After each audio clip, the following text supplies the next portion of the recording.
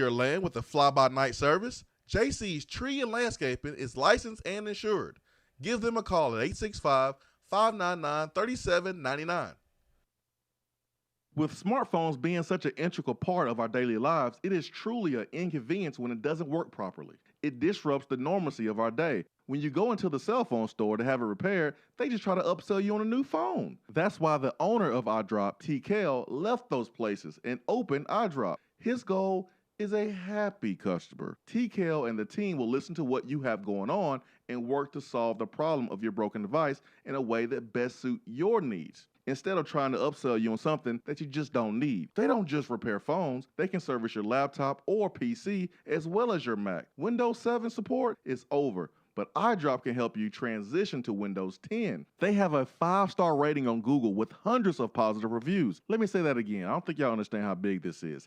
They have a 5-star rating on Google. Their customer service really speaks for itself. So if you ever find yourself with a device that isn't performing as it should, give iDrop a call at 865-888-9740 or check them out on Facebook at iDrop of Knoxville. If man made it, they can fix it. It's a new season, which means it's time to rep your team in new ways with gear from Game Time Sidekicks. Rep the Vols with every sip with a new tie-dye tumbler or bottle. They also have a new NFL Players Association product line, so you can support your favorite VFL on Sundays. Want to put your own flair on a tumbler? Game Time Sidekicks has you covered with options to add your own text or even a monogram on the back of your favorite team tumbler. To check out everything that Game Time Sidekicks has to offer, go to GameTimeSidekicks.com. Carry your team with Game Time Sidekicks.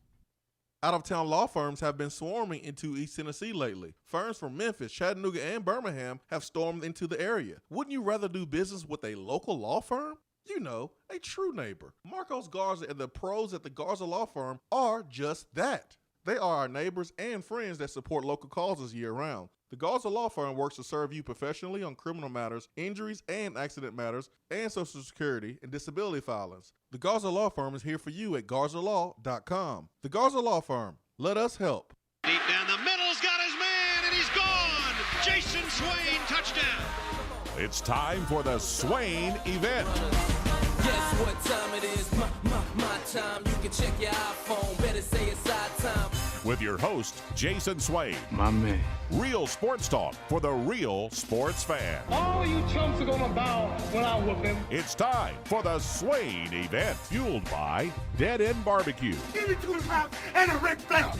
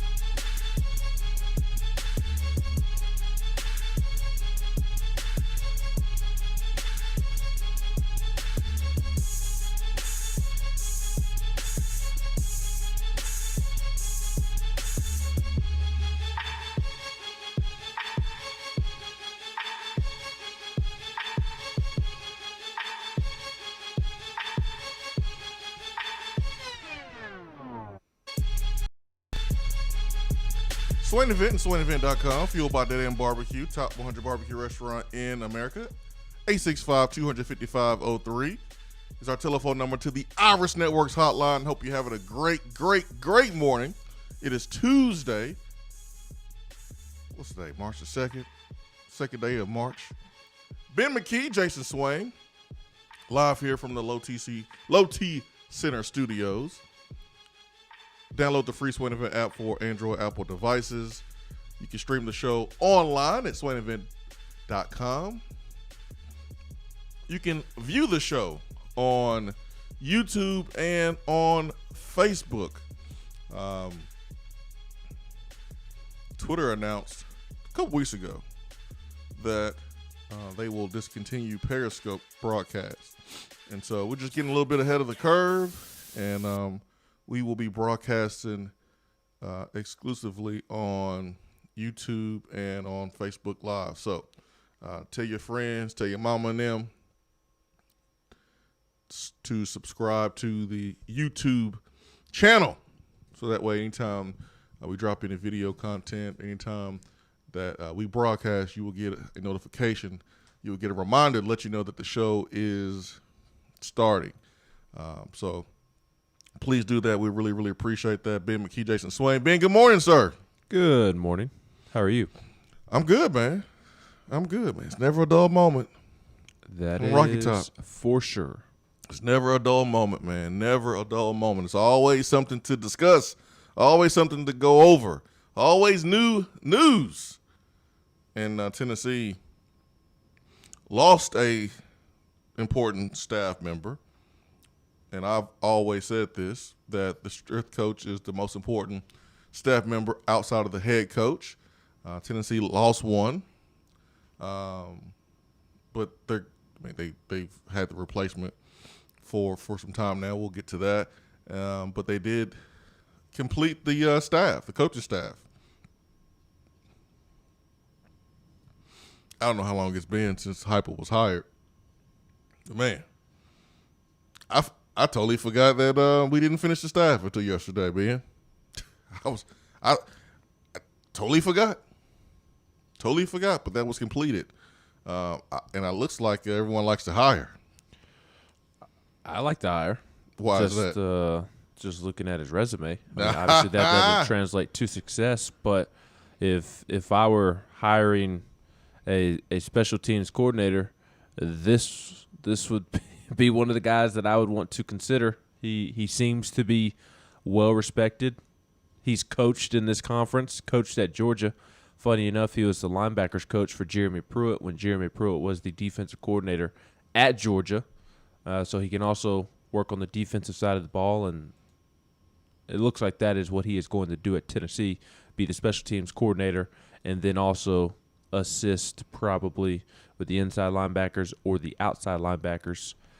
Coached at Nebraska, been at North Texas twice, and very similar to the other coaches when we've talked about their resumes, gone through their resumes, there's all-conference players, there's NFL players at the position that they coached with, that they helped develop firsthand. So that is why I like it, because, and look, I know I'm going off of a resume, but his resume is strong, and that's the only thing we have to go off of right now. So resume is strong. Doesn't mean that it'll work out, but based off the resume, it looks good, and it makes me feel even better when you have former players tweeting out how great of a hire it is for Tennessee, and not former Tennessee players, former Georgia Bulldog Jake Gaines. He was a big-time linebacker there at Georgia. He said, "Let's go, coach. Proud of you. SEC special teams better be on alert. Red Bulls going to be flowing in the streets. Vol football is in good hands." And that's a Georgia linebacker. So that means he's going to have the juice. Yeah. Oh, you could tell this guy has the juice. I mean, you just Google some images. He's got some ups too, man. Google Mike Eckler on yours. There's a photo that pops up on Google Images of his time at Penn State. Have you seen that photo? That's where he jumping like E. Pons? No, he's not jumping. And then Will Compton, current Tennessee linebacker, or current Tennessee Titans linebacker, he tweeted, "Vol football is getting a stud special teams coach in Coach Eckler. Eckler went full send during my recruitment to Nebraska, putting a tattoo on his body of my name. Absolutely loved him as my linebackers coach at Nebraska. Congrats to Tennessee." That is Will Compton, current Titans linebacker. Titans fans are very familiar. Will Compton has quite the personality. He and Taylor Lewan do a podcast together. Here is the photo that I am referring to, Swain. This one. Oh, when he was a player. Yes, when he was a player at Kansas State, where he won the Yeah, he was like old dude from the program. Yes, the special teams player of the year, team captain. This is going to be the juice guy on the staff, the Trooper Taylor of the staff in terms of the guy who has the energy. So I like it. Obviously, I'd never heard of him until the last couple of days. But when you look at his resume and the players that he's worked with and what people have to say about him, how his linebackers or special teams has improved when taking over a new job, I really like the hire. I mean, I think the listeners, the viewers appreciate how thorough you have been in explaining why you like Mike Ekeler and this hire. But I'm a simpleton to start the show. I'm gonna go the simpleton route. I'm simple. You've read off his resume where he's been. We don't need to waste any ink. I mean, we don't even have to print it. You can just get you a college rule piece of paper with the thin lines and just tear it out of the 3-ring binder. Just tear it out, Mike. And right on top of it, I hate Jordan Pruitt. And that might be good for some people right there because he's not a Jordan Pruitt fan. When they worked together at Georgia, he had some words about his time there at Georgia and the people that he worked around. I think he was referring to Jordan Pruitt. I think the interview was quick, fast, and easy. I mean, we don't have time to be sitting here getting to know each other and you letting Josh Heupel know the name of your dog and your favorite color and what movies make you cry. I don't think we need to waste time doing that. One question, Mike, and you have the job here at Tennessee. Do you like Jordan Pruitt? No, I don't. Oh, okay, cool. You hired, man. You hired. Are you like Jordan Pruitt? No, absolutely not. You hired. Quick, simple, easy. Well, and I imagine Josh Heupel, after the Ty Simpson experience, is a big fan of that answer as well. I'm sure Josh Heupel feels very similarly. I'd be mad as hell at Pruitt if I'm Josh Heupel right now. I would be too. Like, dude, this is what you leave me. I got players tweeting about, would have signed somewhere differently. Would start over if I could. I mean, and all I gotta do is go into the transfer portal if they really want to. Man, you got because of you, I done missed out on 2 quarterbacks. I got all these sanctions I stepping into, but I do appreciate you, Pruitt, because if you wouldn't have messed up, I wouldn't be getting this new bag at Tennessee. Because if Pruitt wouldn't have messed up, Josh Heupel still would have been at Central Florida.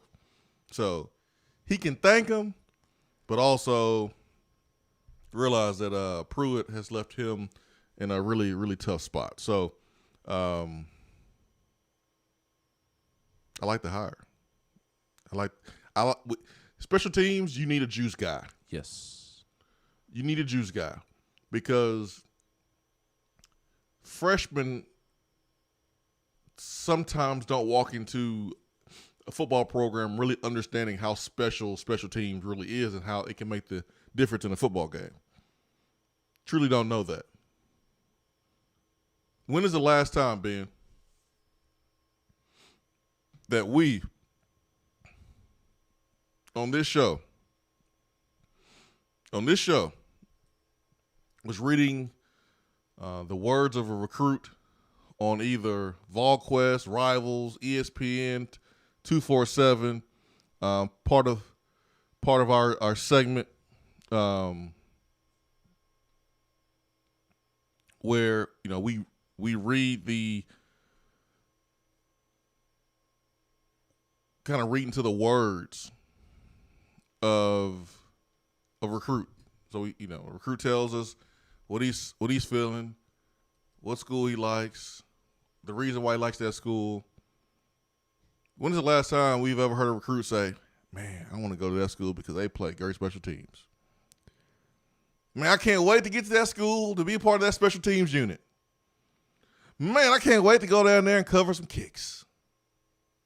I'm going to be blocking some punts for that team." I think I'm going to be a really good gunner for that team. When is the last time you've heard that, folks? It has never, not once, ever showed up on our game. Read that, recruit. It has never showed up, and I don't expect it to ever show up. I've never heard a recruit say that. Never, ever heard a recruit get on that level. You catch her when you get home. If she's still at home, you might catch her in the car. You might be sleepy still. But I've never heard a recruit say that. Because they ain't thinking about special teams. They're thinking about offense. Can't wait to get there. I think I'm going to catch a lot of passes. I think I'm going to be the best blocker. Can't wait to be a part of the offensive line. If you're a tight end, hey, I think I'm going to block, catch passes. Quarterback, I think I'm going to throw for a bunch of yards. You can't wait to do that. Running back, yes, sir. I think I'm going to be really, really good at playing running back for the Volunteers or whatever, Nebraska, Purdue, whoever team you're talking about. You always hear recruits talking about their primary position. Primary position. They ain't talking about special teams. So you need a guy with the juice to make special teams special. Because we have seen games can be won or lost with that unit. So, you got the juice, man. You got to see Tennessee fans happy. He ain't even done anything in Tennessee yet, but people are happy. I like to see my Tennessee fans happy. I'll tell you y'all been sad. We've been sad for a couple days now. I'll tell you what I'm not happy about. That is AJ Artis leaving. That's all right. We good. We all right, man. We good. Still doesn't mean that I like it. I understand. I don't like it either. I like AJ Artis a lot. I do too. We will discuss AJ Artis leaving to South Florida. If you listened to the show yesterday, you're not surprised when the news broke of Austin Price because I told y'all to keep your eyes out for AJ Artis. And finally came down. It's a little tad early, but he is going to South Florida. We'll talk about AJ Artis coming up. Swain Event, fueled by Dead End Barbecue.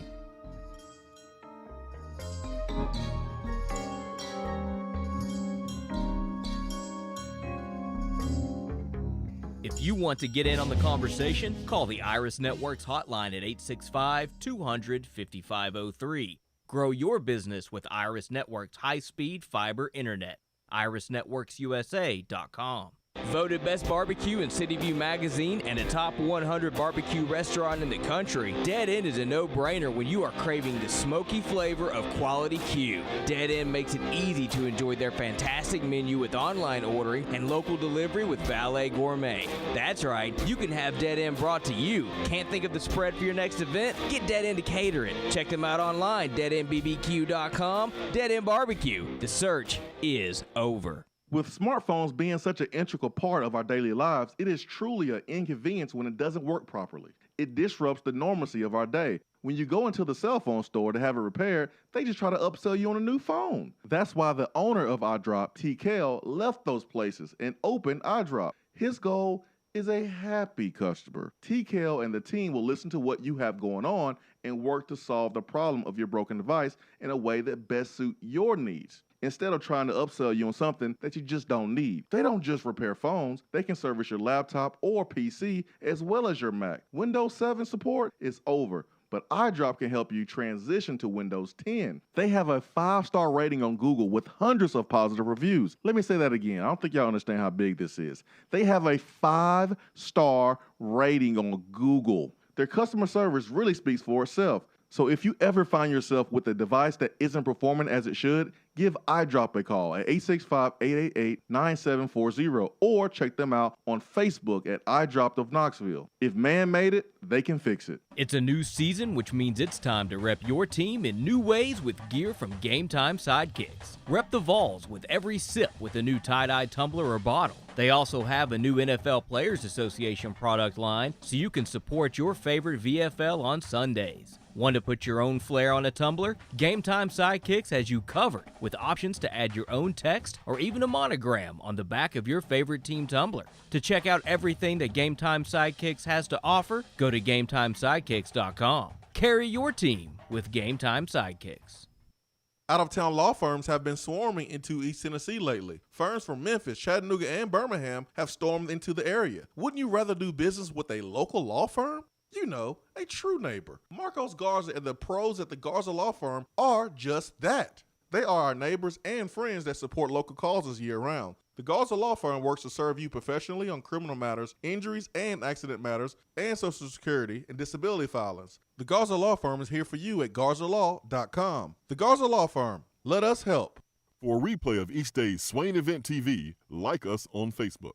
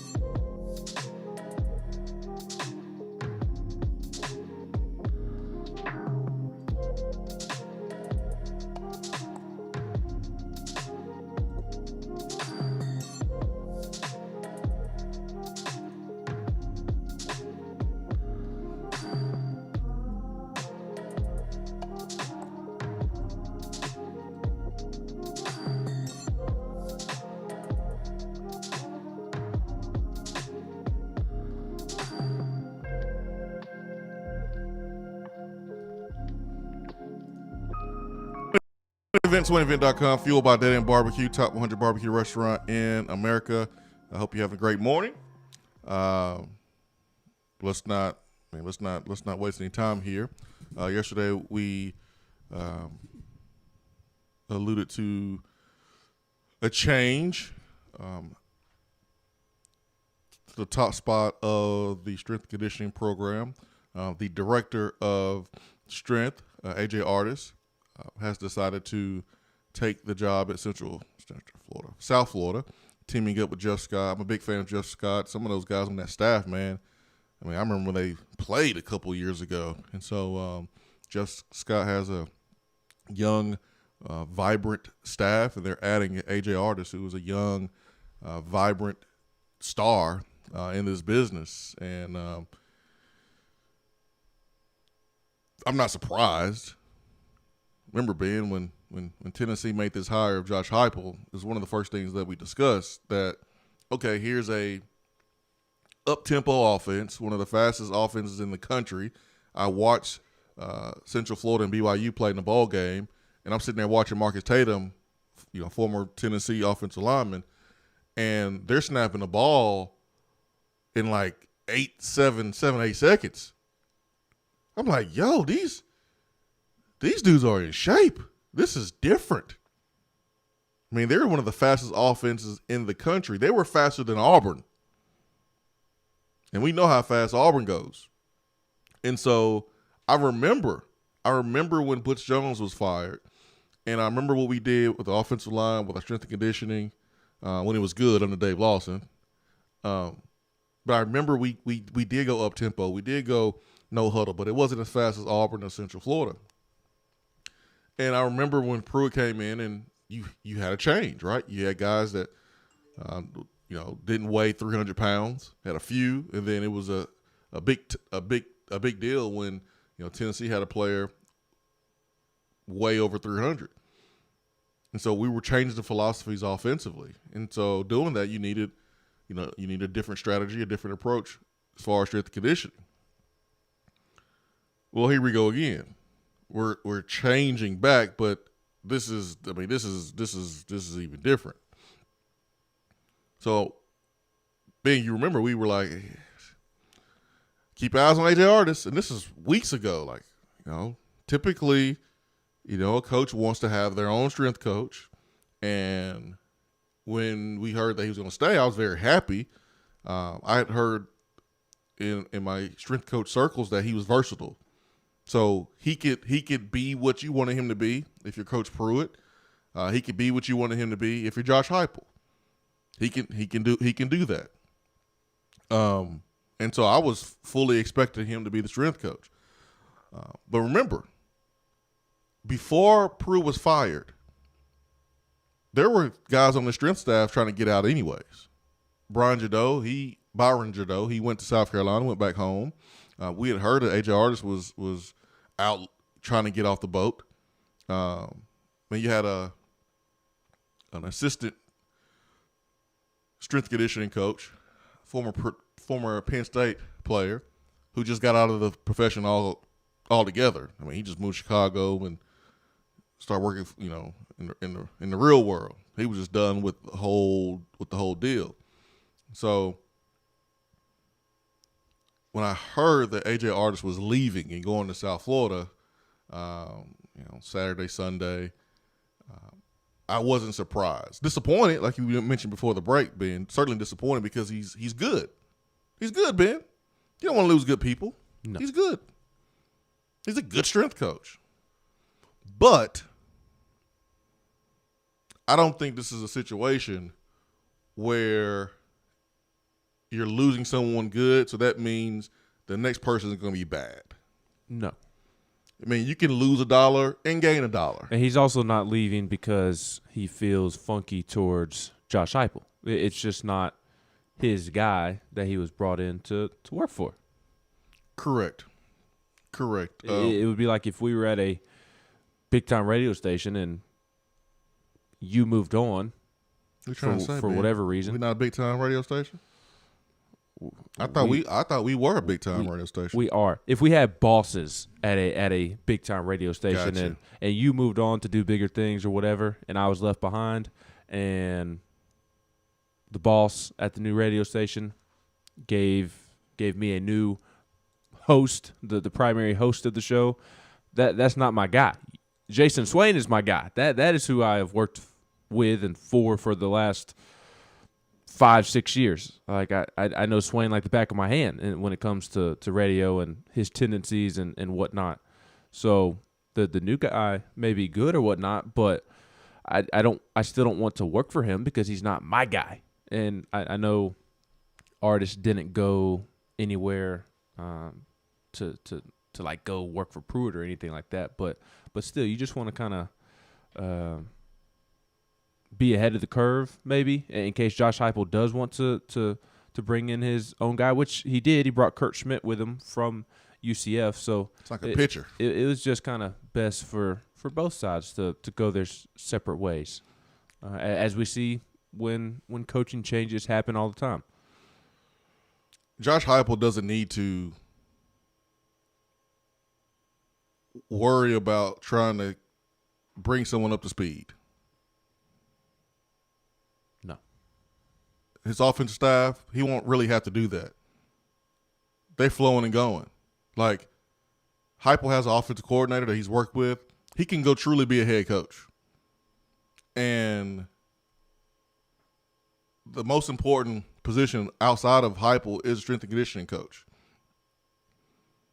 And so the players got to be in the type of shape that Heupel needs them to be in to run their offense. It doesn't mean that AJ Artis can't do it, and it doesn't mean that Heupel wanted him to leave. AJ Artis could have been like, you know what, man, you didn't hire me. You inherited me. That's different. You didn't hire me, you inherited me. Tell me, folks that out here working 9 to 5, you have a job, but then your boss leaves and takes another job and you get a new boss. You don't feel kind of funny? It's awkward. Like, especially if that boss hired you. The old boss hired you. The new boss comes in and you're like, he didn't hire me. I don't know if he wants me. Maybe he has his own guys. And so to cut out on the awkwardness, you take another job. Mm-hmm. And it's not bad. It's not like the new boss was going to fire you. It's not like they told you that you're not welcome. It's just your new boss didn't hire you.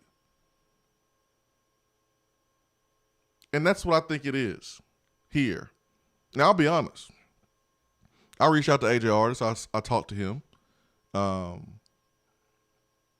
There's some things, that's not my business, so I wasn't going to ask. But everything is good. There's no ill will. There's none of that. As Tennessee fans, we're so used to drama. We're so used to it. We expect the worst in every situation. We expect it, man. We brace. We tense up. We put our hands up. And that is Tennessee's fault that we feel that way. And we just expected, yeah, man, AJ Artis was about to fight Josh Heupel, and Heupel was about to like we expect that because it's been drama filled. We expect that. Heupel said something about AJ mama. AJ said Heupel's head looked like a watermelon. Man, it's about to start throwing hands. We expect that. I was looking, some of the comments here and there. Where was it? I'm gonna take a stab. Fall Twitter. Probably was on Twitter or Facebook. Yeah, it was on Twitter. It was on I think it was on Austin Price's timeline when he put out the story. Thanks, Austin, man. Thanks for the credit. I didn't even see it, man. I was working on the show and been working on dinner. I didn't even see it till later. But thanks, Austin. Appreciate it, man. But on that timeline, I gotta go to it, man. Hold on, let me go to it. It's funny. But it just speaks to like how we're just expecting the worst. Here it is.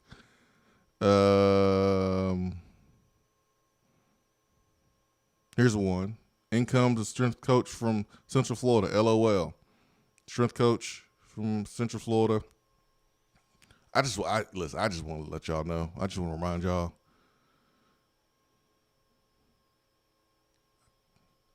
Central Florida has been better than us for a while. Ben, did you hear me? Yes. Your headphones up? Your volume? You good? My mic on? I unfortunately heard you. I ought to cut your mic off for what you said. I'm sorry. I just need you to understand this. But here's the difference between Tennessee and Central Florida fake national championship winning. You can win an actual national championship at Tennessee. That's why Josh Heupel left UCF. I understand that, and because he's getting paid a lot of money. But let me just. If Tennessee played UCF schedule the last 5 years, Tennessee would not be in the situation that it is in currently. See, you got triggered. You did trigger me. That's your fault. You got triggered, and you going off. You going off the exit. You talking about something I ain't even talking about. I don't care. All I'm saying is, triggered me. Folks saw Central Florida strength coach, and they automatically assumed that he wasn't qualified. When the last time I checked, every time Central Florida has played a big boy program, they physically have been there. They physically just didn't get dominated. That's what I'm saying. Like,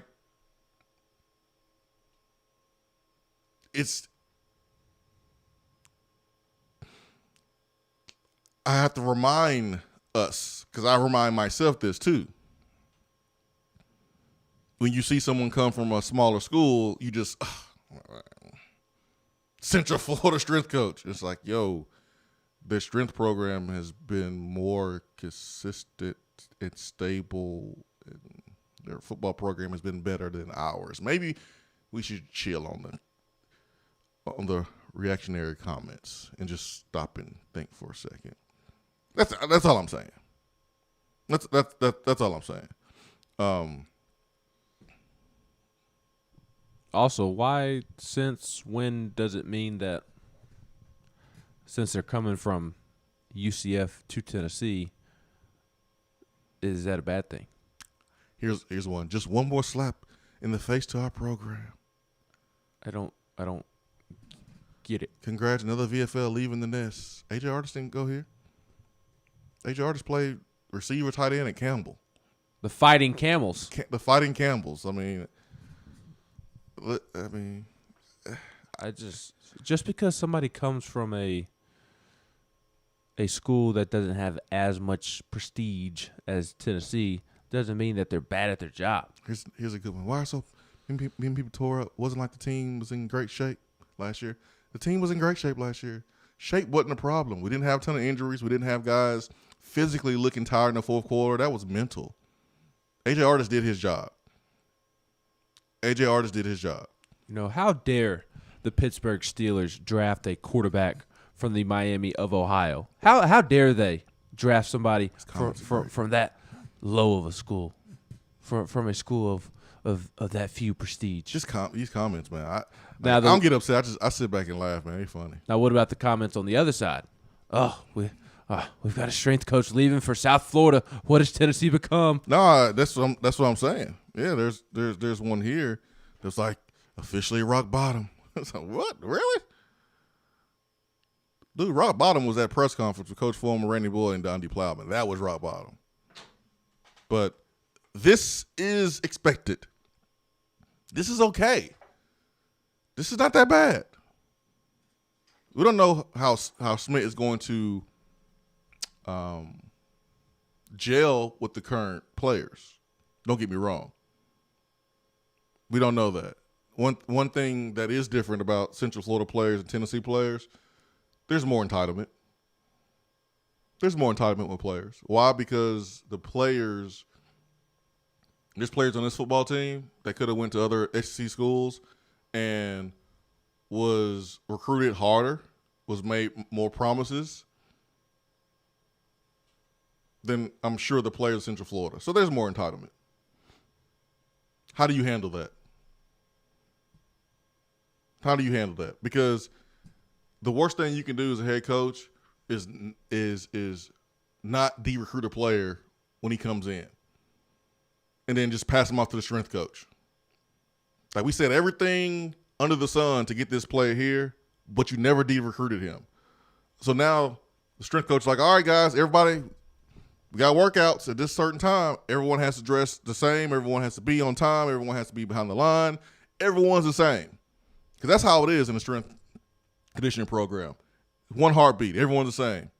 And then you got old boy over here that the coaches spent the night at his house, promised him, the first newborn son, promised him everything just to get him here, and you never de-recruit him. Guess what? Now he's a problem for the strength coach. Now the strength coach has to de-recruit him. So that typically happens at places like a Tennessee, where you've had to out-recruit the other big-time schools, and you've had to make promises. So Smith will have to deal with that, but it shouldn't be a problem. A lot of those guys left or working out in California. That was promised a lot of stuff. So I wonder who's working out in California. Kevin Simon? Man, I hope he's not working out in California. I hope he's working out here because he lives here. Well, I hope K. Simon stays on staff since he didn't get the linebacker job. I hope so too, man. I hope so too. He's an asset. He's an asset. Even if he doesn't get the linebacker job, which I was hoping he was going to get it. I understand why he didn't. You want to have some experience there. It's one of those chicken or the egg situations. It's like, gotta have experience. Well, how am I gonna get experience if you don't give me opportunity? How do you truly get experience when you don't get an opportunity? We're looking for people with experience. Well, give me a damn opportunity. I'll have some experience. You know what I'm saying? Like, that's the thing that stinks. Let's get to the phones. The Irish Networks hotline, 865-255-03 is our telephone number. 90 days, no payment for business internet. Let's get to DR Vol, who probably should be experiencing better phone service since he's in Knoxville now. I'll be in Knoxville this weekend. Oh, you're not here yet? It's only Tuesday. Not yet. I thought you was coming like this week. I thought you was already here. I wish. No, I'll be leaving Friday. Gotcha. That's my bad. Well, no, that's my fault because your employee that called me names before I get on air, I told him I was DR Possible again, so he must have thought that I was just happy because I was in Knoxville. So that's on me. No, that's my fault, man. Youth and experience. Opportunities nowhere. Guys, I'm going to go 2 days in a row with the Possible. One of my favorite actors is Woody Harrelson, and it looks like we hired him. to be our special teams coach. Did you see his ups? I'm telling you, and you know what? Shout out to Swain Event family member Brad Matthews for getting my reference. That dude, if he jumped, he'd jump over my house. Man, that dude got some ups. I want to line him in ponds on the Vertimax or the vertical machine, man. I want to measure this vert, man, because I think it's close. I think it's close. Especially Pond's got that bum knee now. I think Mike Eckler can get him. They probably get him. We can see who get a concussion first on the rim. Yeah, I think it might be Mike. You know, one of the first reactions I saw, and I'm guilty of this too, but was he's from North Texas. But if you look at his background, he's got a pretty cool background. And the myth that he beat up Jeremy Pruitt, that sold it for me, honestly.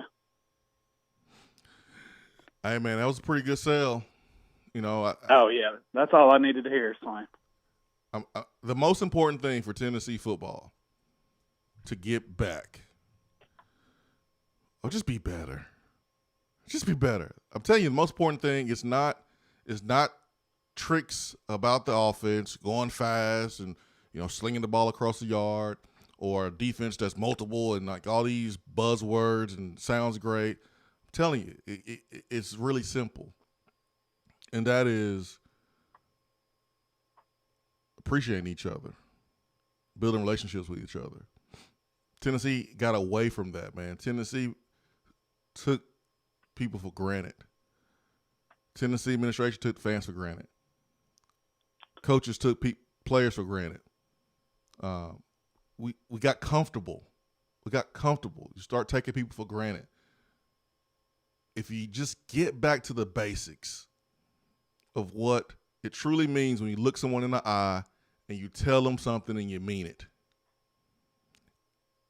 When you look at them and you care about them as a person, everything else will take care of itself. If you just do that, I'm telling you, everything else will take care of itself. Because because your players are going to play for you. They're going to play hard for you. Scheme-wise, the scheme looks good, great, that matters. But the players are going to play hard for you. They're going to buy in. They're going to have success. And then better players who are in high school are going to look at the culture and go, hey, man, I want to be a part of that.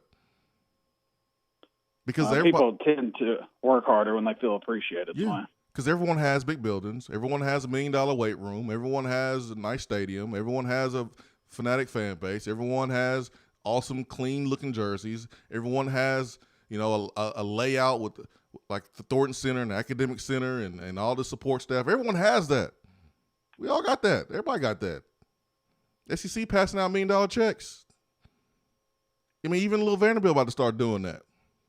So everyone has that. The difference is people, man. And I'm telling you, the sooner Randy Boyd, Plowman, Danny White, Heupel, and I think they understand that. I think they do. But they just got together. I mean, they just been together a couple weeks. That four, I don't want to say force, that sounds weird. But that group of four. As soon as we do that, I'm telling you, man, everything's gonna work out. But the moment, man, we start taking people for granted, not doing right by people, man, you ain't gonna never get out of this hole. That's the only way. It's the only way. And it don't matter if you bring a $8 million coach in here. I'm telling you, man, it's the people. It's doing things the right way. It's looking someone in the eye, saying what you mean, meaning what you say.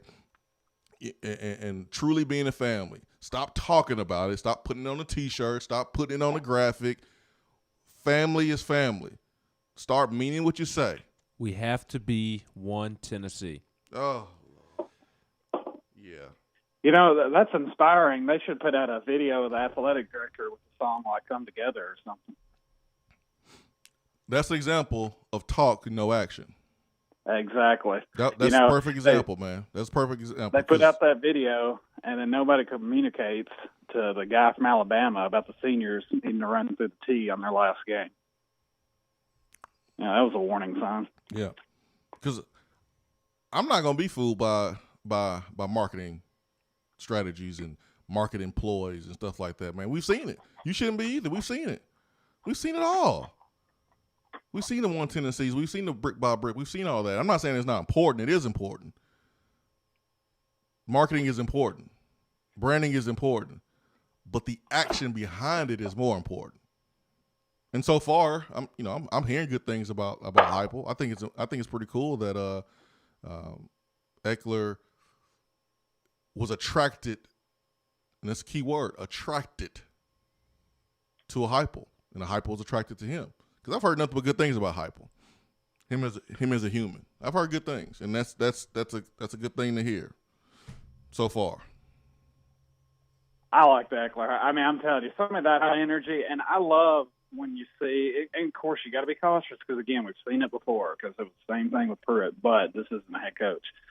But he had a former player at Georgia come out. He said the Red Bull will be flowing in Knoxville with him there. So I love that as well.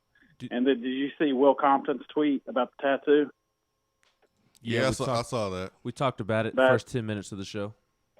Well, I wasn't up yet, Ben. Forgive me for. You're not a loyal Swain Event listener. I'll go back and listen. I mean, DRL is pretty loyal. I mean. Yeah. I mean, I don't ever make videos of y'all bashing y'all or anything, so I consider myself loyal. I bought y'all water at Dead End before. That was you that sent those waters to the table. Exactly. Man, you big time. Thank you, man. I appreciate that. Well, guys, speaking of people with tattoos, I'm going to get off here. I'm going to go back to watching real-life Harry and Lloyd videos from Dumb and Dumber. Y'all have a good day. Can we talk about these interactions that Eckler and Pruitt had at Georgia? Oh yeah, let's talk about Eckler. We got some good stuff to talk about. We've got some good quotes on Eckler's time at Georgia. He did an interview with Dog Nation in early 2016 and said, quote, "I knew no one when I came here. I'd never met Jeremy Pruitt. I'd never met Tracy Rocker. I'd never met Kevin Shearer. I would say there's stuff that happens within a football program and a staff that really needs to stay in-house. I'd rather not comment on that. People there know, and that's all that matters. You could say it was one of the most difficult seasons I've ever been a part of. I think that's fair to say. I want to work with people I want to work with. I don't want to be in rooms with people I don't enjoy and don't have much in common with." And then there was an incident that has been well documented on dogpost.com back from the Mark Richt, Jeremy Pruitt days. Oh, yeah. Quote, "We had a no fighting policy," one starting player said, recalling the Pruitt meltdown. Jordan Jenkins and John Theus got into a fight, and the policy was that the fighters had to leave practice. They didn't end up leaving. It is kind of difficult to have a scrimmage with your best two linemen out of practice. And the thing is that whenever there is a fight with the defensive line and the offensive line, it is never one-on-one. It always turns into a 5-on-5 fight. So all of a sudden, both lines are leaving practice. So Coach Richt tried to move forward with the linemen who were fighting there. He said, the player said, and then Pruitt flipped out that those two weren't leaving. I think he tried to take a ball away or something. Then there was some choice words between the offense and the defense. This really wasn't a Pruitt-Richt thing at the core. Pruitt yelled at Richt, and then our offensive guys got involved, particularly TB. He got up and took it and walked off the field with it. He literally took his ball and went home. Everyone thought he was joking, but he was dead ass serious. Jeremy Pruitt took the ball in a scrimmage and went home because he was mad Mark Richt wouldn't kick out two of Georgia's starting offensive linemen in a scrimmage. And listen, Mark Richt ran a successful program. You know, he won a lot of games. I think it's a little weird to not have a no fighting policy in practice because it happens, man. It happens. As long as it doesn't go overboard and you got guys stepping on each other's faces, taking the helmet off, stuff like that, or going to pick up a equipment and trying to swing it on somebody. But two dudes with helmets on, pushing and shoving and throwing little hands a little bit, man, we love that. But that's Mark Richt, and it worked for him, whatever. So it's a little weird that he would throw folks out of practice for, a fight with guys with helmets on. Like, it's not that serious. But that's the rules. If that's the rules, that's the rules. He's the head guy. Pruitt doing that is no surprise. I mean, listen, it got serious. I keep hearing that there was some hands thrown on that Georgia staff, and Pruitt was right there in the middle of it. Shocker. Yeah, right there in the middle of it. Now, that's not news, Ben, because we heard this at the beginning of Pruitt's tenure. Yes. Chris Lowe from ESPN has always said Pruitt is a bull in a china shop. It was just the question if he was going to be able to contain it and be a head coach and be successful. Well, he wasn't able to contain it because he ran off all types of good assistant coaches, and the chemistry with the staff was a dang mess. But Mike Eckler, I like this dude, man. I like this dude and too. I don't dislike Pruitt. I'm telling you, I kind of like the guy, but my experiences with him was very, very brief. I mean, he kind of big timed me, but from afar I like him. But the people that I know that had experiences with him, the Terry Fairs, I don't like how they treated those people. I don't like how he treated those folks. I've heard good things about Pruitt. Not all of it's bad. But I can see why Pruitt was unsuccessful here and why people don't like him, because Pruitt almost got them hands put on him by a couple different assistant coaches here at Tennessee. But I won't go any further. None of your business. The more and more I hear about Jeremy Pruitt, stories like this, the more and more I am thankful that he is no longer the head football coach at Tennessee. Correct. So I gotta get to Memphis, man. I gotta chop it up with my man Brian Hunsucker. I gotta get with Brian Hunsucker, man. I ain't. Whew, we gotta break some bread, man. He sent me this screenshot from General Quarters. Sorry, Austin. We're still in your content today in hour 1, and we're gonna have you on in hour 3. Oh, man, Brian Hunsucker probably is a subscriber, so it's all good. This is what Eckler had said. Not sure who it was to, when it was, but on what if anything, you would change about college football. And Eckler says, quote, "People talk about hiring great recruiters. I think that's an absolute joke.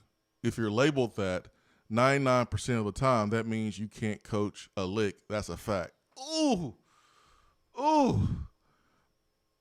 Ben, did that hit your core like it hit mine? Ooh, I felt that one. A little bit. Oh, I felt that a little bit. You ain't feel that, man, in your chest? No, because you're not talking about me. But I immediately thought of a couple of coaches that Tennessee just had on the staff that immediately came to mind. Man, that hit me. Oh, that hit me. And listen, I'm a Brian Niedermeyer fan. I am. I'm a Brian Niedermeyer fan. I appreciate, the energy that he brought. I hate what happened. I hate that. He was allowed to do. He was doing what he was allowed to do. He was trying to impress his mentor, who gave him an opportunity to be on the field coach. So, yes, Brian Niedermeyer's a grown man. He's going to be held accountable for his actions. I get that.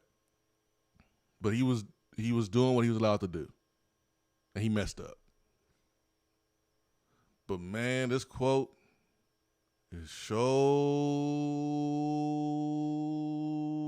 hit me in the chest here, because who was National Recruiter of the Year? My man, Brian Niedermeyer. And I remember when Brian Niedermeyer was labeled National Recruiter of the Year, I was like, no. Remember that, Ben? Yep.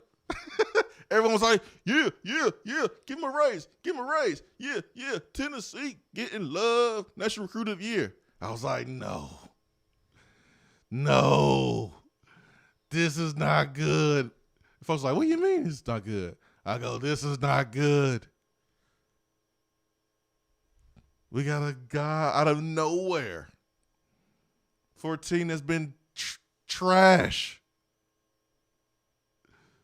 Out of nowhere is the National Recruiter of the Year and plucking dudes from this place, that place, this place.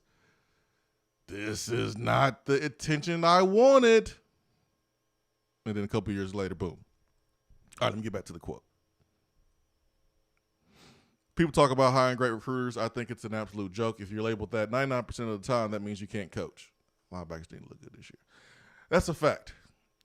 There are a very few exceptions. Ed Orgeron is a fantastic recruiter, and he's probably the best defensive line coach of them all. The guy is big time. It's great to recruit 5 stars, but when they come in and play like 2 stars, it's too bad. That's how the profession is. That's part of the deal now. It's not about recruiting. It's about evaluating. That's one of the things I learned from Ed Orgeron. It doesn't matter if he's a 2-star or a 5-star. It's how you evaluate it and what you think you can do with him. It's what I learned from him. Again, you recruit them, but there's only 5 players in the country. Only 5 players in the country that are totally different than everyone else. Everybody else can fall into a similar category. At that point, it's about developing and teaching. It's about evaluating and developing your talent, and that's a fact. You know what I thought about when I reading this quote? In 2009, I remember when Inky Johnson was on the staff as a quality control guy, GA, whatever. And they had their summer camp. And Tyrann Mathieu was a little scrawny DB from Louisiana. He came in and he did his thing at camp. And Inky was like, yo, I see a lot of me in him. We got to offer him. We got to get him. And Lane did not do it. Chief was at LSU at the time, John Chavis. Tyrann Mathieu goes down to LSU's camp, offered, boom, signed, boom. The rest is history. But Tyrann Mathieu was not a 4-star. He was not a 5-star. He was that little 2-star, borderline 3-star. And it's about evaluating. That's what it's about. I agree. We had this conversation back in the fall. I wanted more coaches than recruiters. I thought Jeremy Pruitt went too heavy with too many recruit first guys than coach first guys. But it could have worked out though if he wasn't such a butthead. Or if you put the right people in place. Yeah, I mean, like you can win if you do have, you know, the recruiters over sometimes the coaching, but he was just a butthead. The culture was so bad, but you got to have a mixture of both, though. You do. But coaching and evaluating is very, very important, Ben. You're 1,000% right. Hour 2 coming up.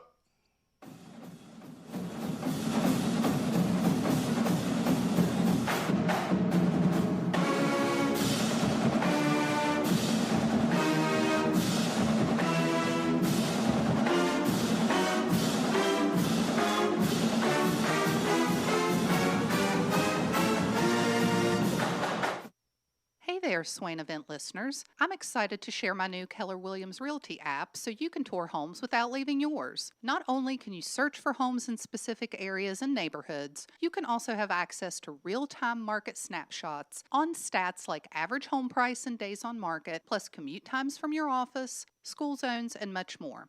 Download my app today and get the most accurate information on buying, selling, and investing in real estate in your area. Just search for the Keller Williams Realty app and click on More in the lower right-hand corner. Type in Jennifer Morris in the Your Agent search bar, then save and you're set. And as always, feel free to reach out at 865-257-7897 or email me at jennifermorris865@gmail.com. More and more Tennessee businesses are switching to Iris Networks for reliable, local, high-quality, high-speed business fiber internet. Iris provides direct internet access from 10 megs to 10 gigs with no payments for 90 days. Iris also offers next-generation business phones with work-from-anywhere capability from the mobile or laptop app. With local sales, support, and service, Iris is a partner in the community. Learn more at irisnetworkusa.com or call 865-448-IRIS. Iris Networks, a Tennessee business connecting Tennessee businesses. Is that as low as you can go? Okay, thank you. Hello, is that as low as you can go? Okay, thank you. What are you doing? Calling around to get the best rate on a car loan. Why? Everyone knows Alcoa 10 is the best choice to purchase a vehicle or refinance your current loan. And with low interest rates and 90 days to your first payment, it's a no-brainer. You can even apply online and sign all the documents from the convenience of your home. Yeah, I don't know what I was thinking. Alcoa 10 Credit Union. It's so easy. Go to atfcu.com for details. Rates are dependent on credit score and equal housing lender.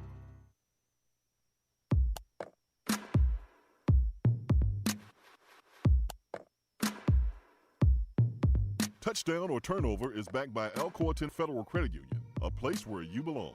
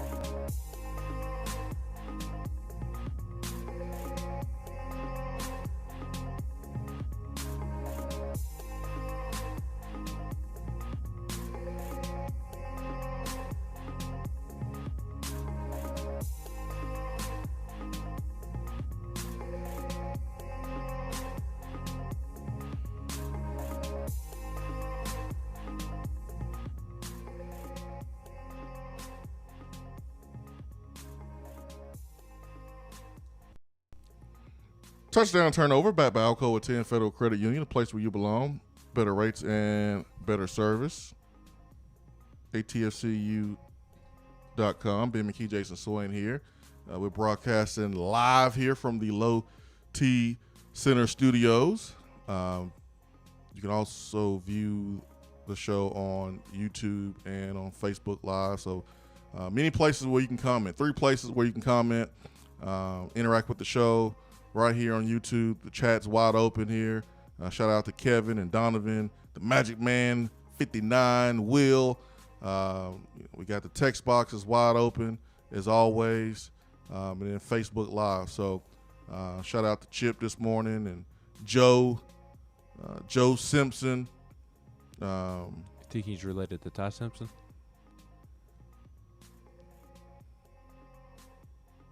I don't know, but Joe over here throwing some shade. Me or you? No, just a Tennessee. I don't know if he's a Tennessee fan now. Looks, he might be a Tennessee fan. I mean, he ain't speaking anything that's not truth. I mean, but shout out to Joe and Terry over here on Facebook Live with the comments, and then you know the usual holds it down there on the text box, and that's free on the free Swain Event app, Android, Apple devices. But touchdown turnover, man. We're going to have Austin Price on in here in about another hour, 10 minutes. We're going to have to talk about recruiting. And the quarterback is going to be the first topic for sure.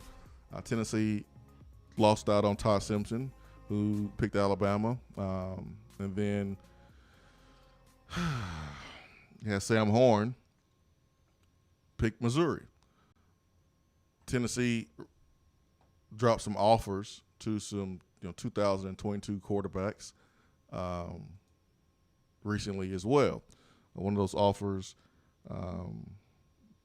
went out to Drew, I want to say Aller, 6'5", 230-pound quarterback from Medina, Ohio, Medina High School.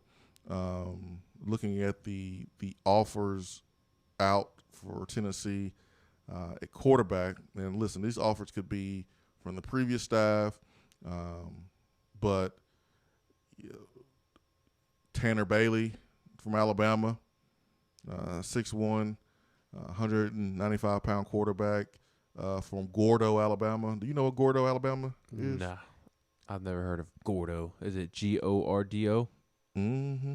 Let's see what Google Maps has to say. No. I ain't never heard of Gordo, Alabama. Where is that? What is that?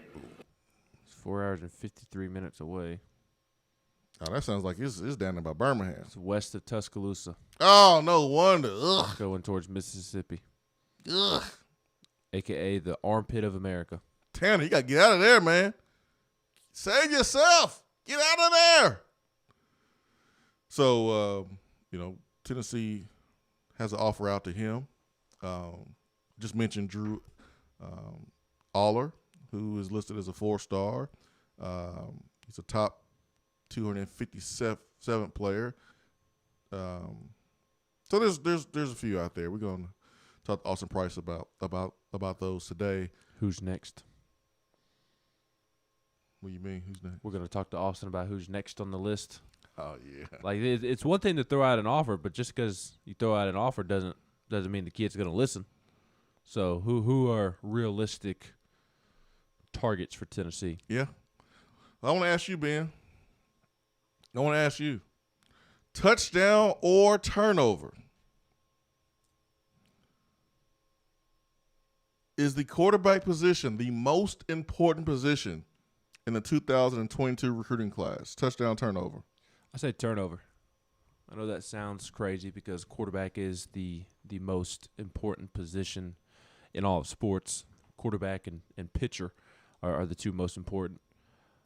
But quarterback isn't the most important need on this football team.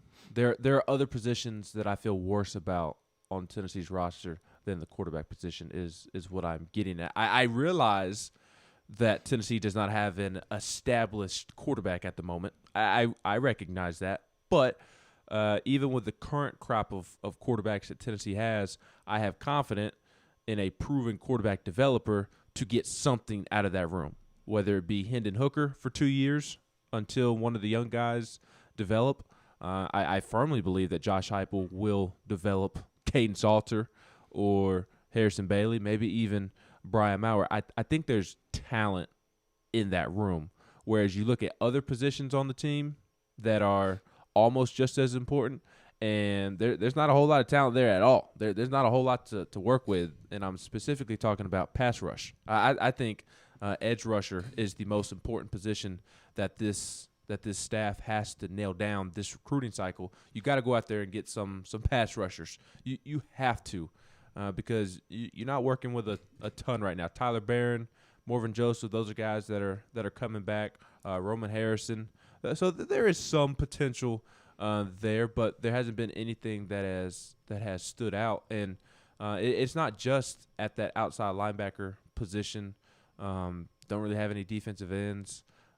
Don't really have any tackles that can get after the quarterback. That's not necessarily their job in the first place to get after the quarterback, but it would be nice to have a tackle that can at least push the pocket and make life easier on the guys around him. So I kind of feel weird saying it, but I say turnover just because I do think there's a lot of potential in that quarterback room with Caden Salter, Harrison Bailey right now, and I expect somebody who is a proven quarterback developer to develop that talent. And I think Caden Salter has the ability to go out and be an all-SEC quarterback one day. Whether or not he is a different question. Whether or not he will is a different question. But I have more confidence in that position right now than I do edge rusher, defensive end, however you want to label it. So I say turnover. I'm going with pass rush.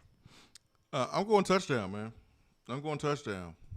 Not because Tennessee needs a quarterback to come in day one and be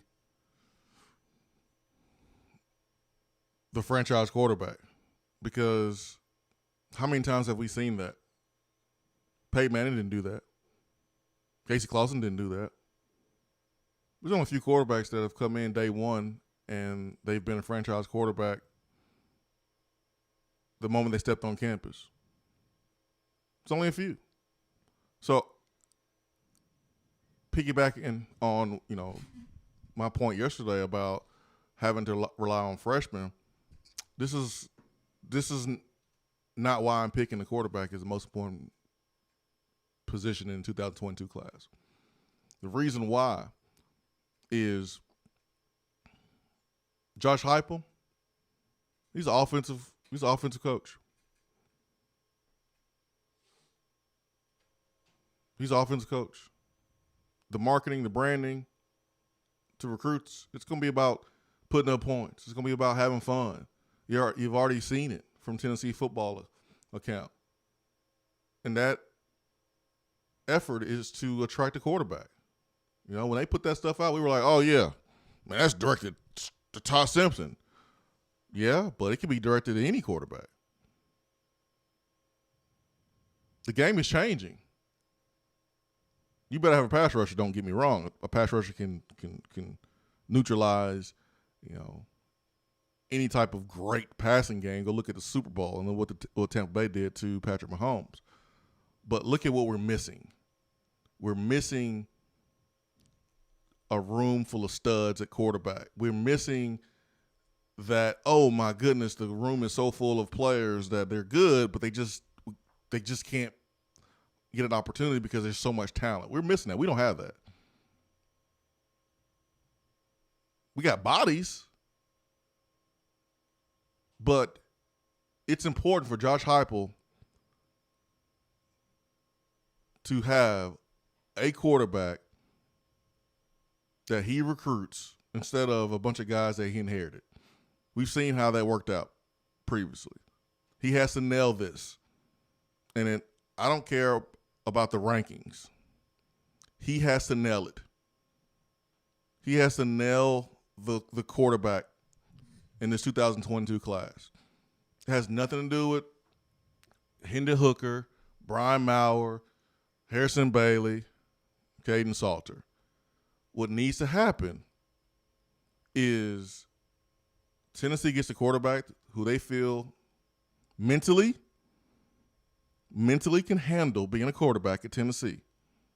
And this is where COVID is going to kind of affect the ability of quarterbacks coming to campus and really sitting down and spending time with the coach, because you want to ask that quarterback questions that will help you determine if this dude mentally has it. The earliest you'll be able to get recruits on campus is June, and I don't know that you can afford to wait that long to try and get a quarterback. But you got to be creative in your Zoom sessions.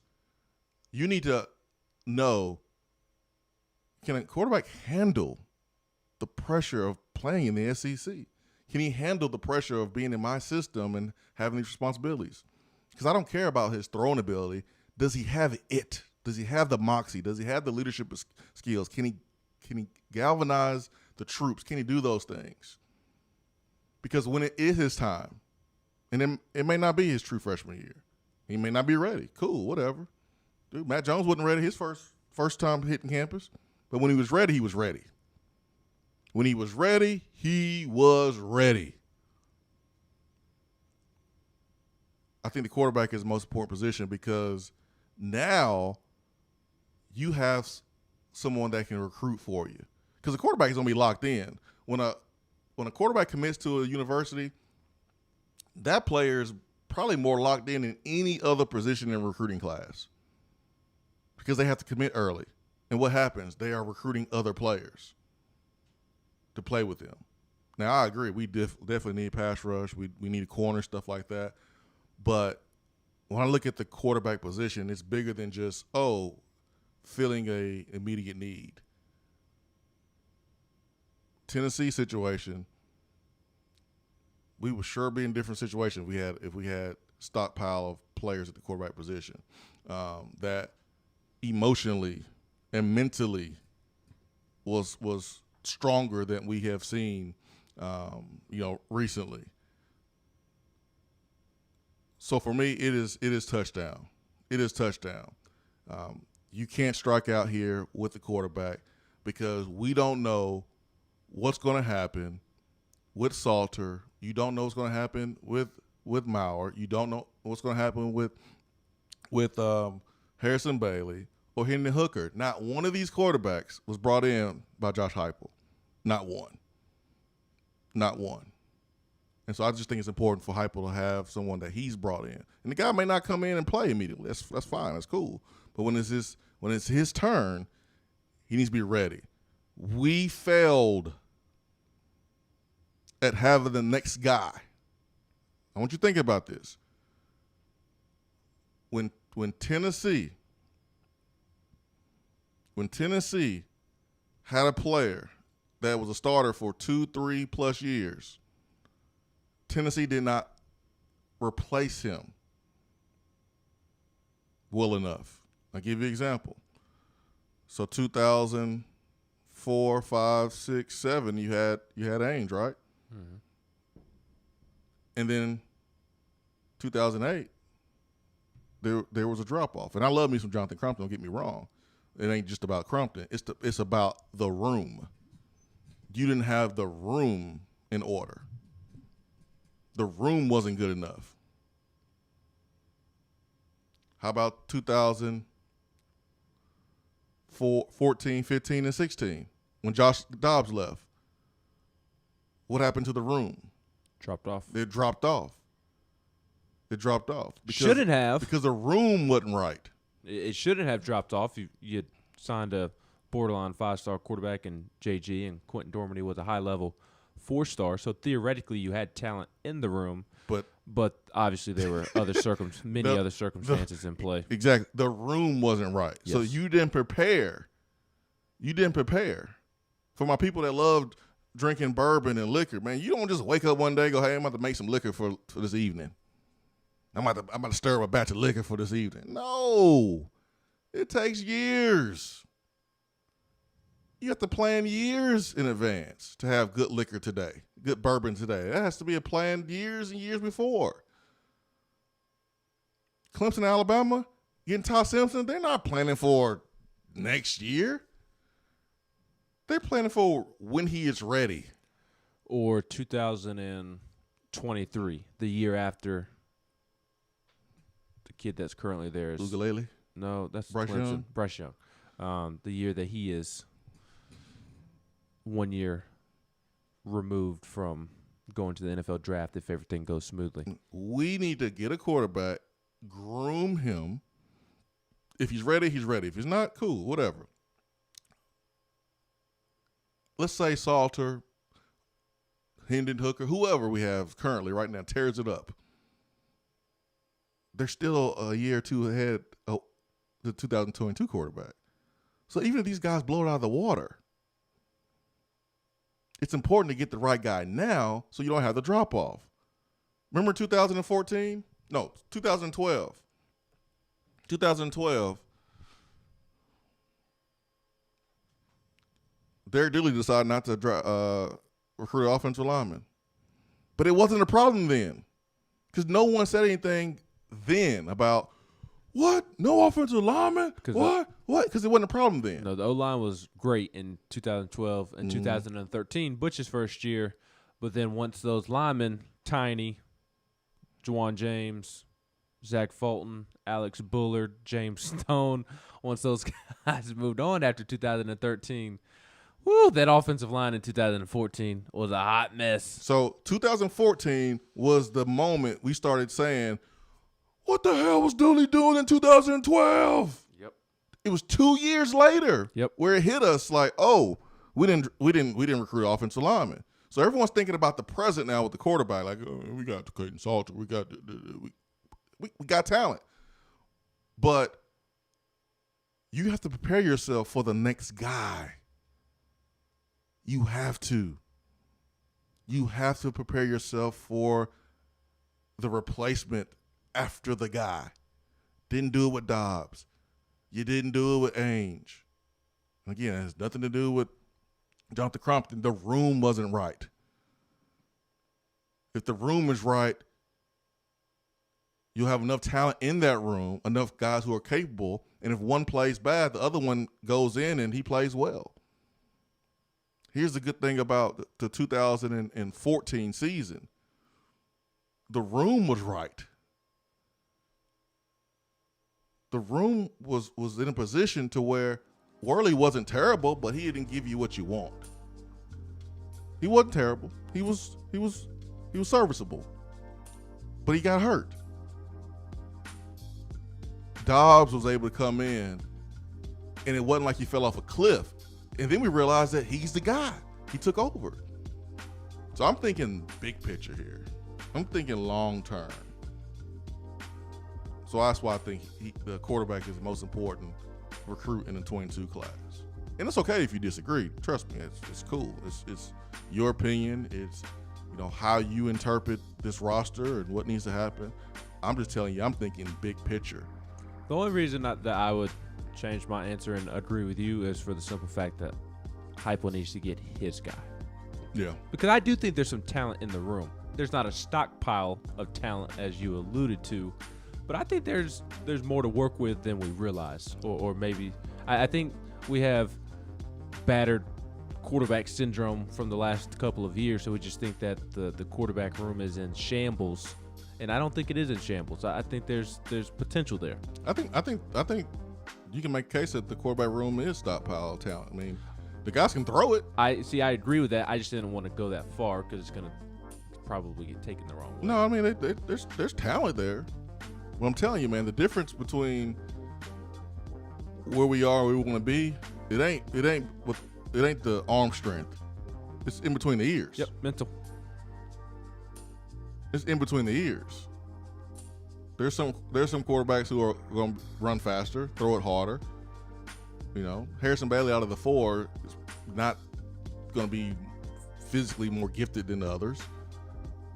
I thought he was going to be transferring to the New York Giants anyways to follow Pruitt.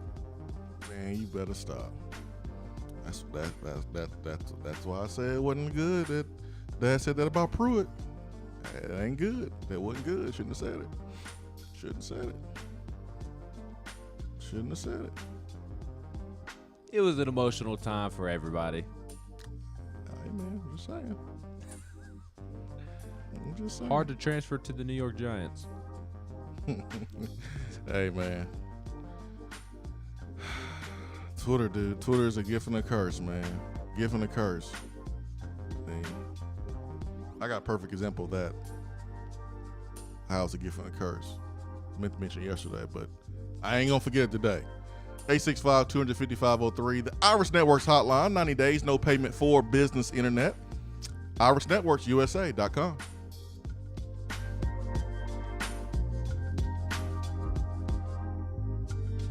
I'm Vince Moore, wide receiver, VFL 1991, and you're listening to the Swain Event. We're here with Dr. Michael Carlson of Tennessee Regenerative Sports Medicine to discuss stem cell treatment and PRP. If you have orthopedic injuries such as shoulder pain, knee pain, Achilles tendonitis, or tennis elbow, you should give them a call. That's right, Jason. We specialize in regenerative non-surgical orthopedics. So we treat damaged tendons, ligaments, and joints by using ultrasound-guided injections with stem cells or PRP. And this form of treatment actually stimulates the body's own reparative process and allows for healing of the damaged tissue. So, Doc, what makes your training different than others? Well, Jason, I've been practicing in Knoxville for 26 years, and I'm certified in interventional regenerative orthopedic medicine through the American Academy of Orthopedic Medicine. So unlike the big seminars that will advertise stem cells, fly someone in for a couple hours to talk about supposed stem cells that you order off of a shelf, then they'll depart, leaving the patient wondering who will be the person injecting me and what their level of training is. At Tennessee Regenerative Sports Medicine, I'm the one doing the procedure, and we're using your own bone marrow stem cells or PRP. So in other words, it comes from you and it goes back to you. So you know exactly what you're getting and know exactly the level of training involved. Tennessee Regenerative Sports Medicine, trsportsmedicine.com. East Tennessee's leader in PRP and stem cell therapy. If you're coming to Knoxville and need a place to stay, do yourself a favor and book a room at Hampton Inn Paper Mill, also known as the Hampton on the Hill. This award-winning property is literally in the top 5% of all Hampton Inn properties. The GM, Stephen Lawrence, is a good old local boy who grew up in the business around Knoxville. He and his staff are always available, always willing to help, and will go above and beyond for their guests. The newest Hampton Inn in Knoxville has clean, affordable rooms, flat screens, fridges, and microwaves in every room. Plus, breakfast is included in every rate. Not to mention, there's also a pool and fitness center on site. If it wasn't so close to amazing restaurants, bars, and shopping, you would never want to leave. At only 6 miles from campus, you're still right in where the big orange action is. Go to HamptonInn.com, search Knoxville, and book your room at the Hampton Inn Paper Mill or call 865-693-5400.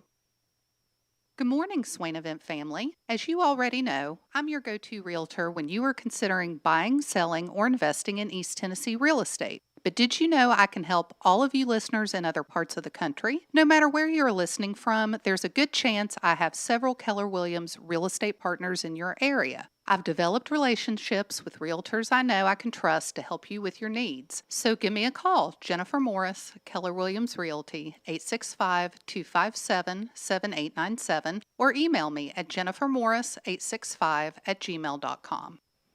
When I made the move to my own studio, I was worried about this. I was worried about that. I was worried about, hey, did I get this piece of equipment? Did I get that piece of equipment? Does that sound good? Does that not sound good? One thing I didn't have to worry about, that was office furniture, because Office Furniture Outfitters met my furniture needs. With a 50,000 square foot facility, they have East Tennessee's largest selection and are the best value for new and used office furniture. Located in Knoxville, it's easy to find everything you need for your new space, including desks, file cabinets, chairs, conference tables, and more. Office Furniture Outfitters is turnkey. They came to my place, we mapped everything out that was needed, they delivered, and get this, set everything up. To learn more about what Office Furniture Outfitters can do for you, log on to OFOKnox.com. That's OFOKnox.com.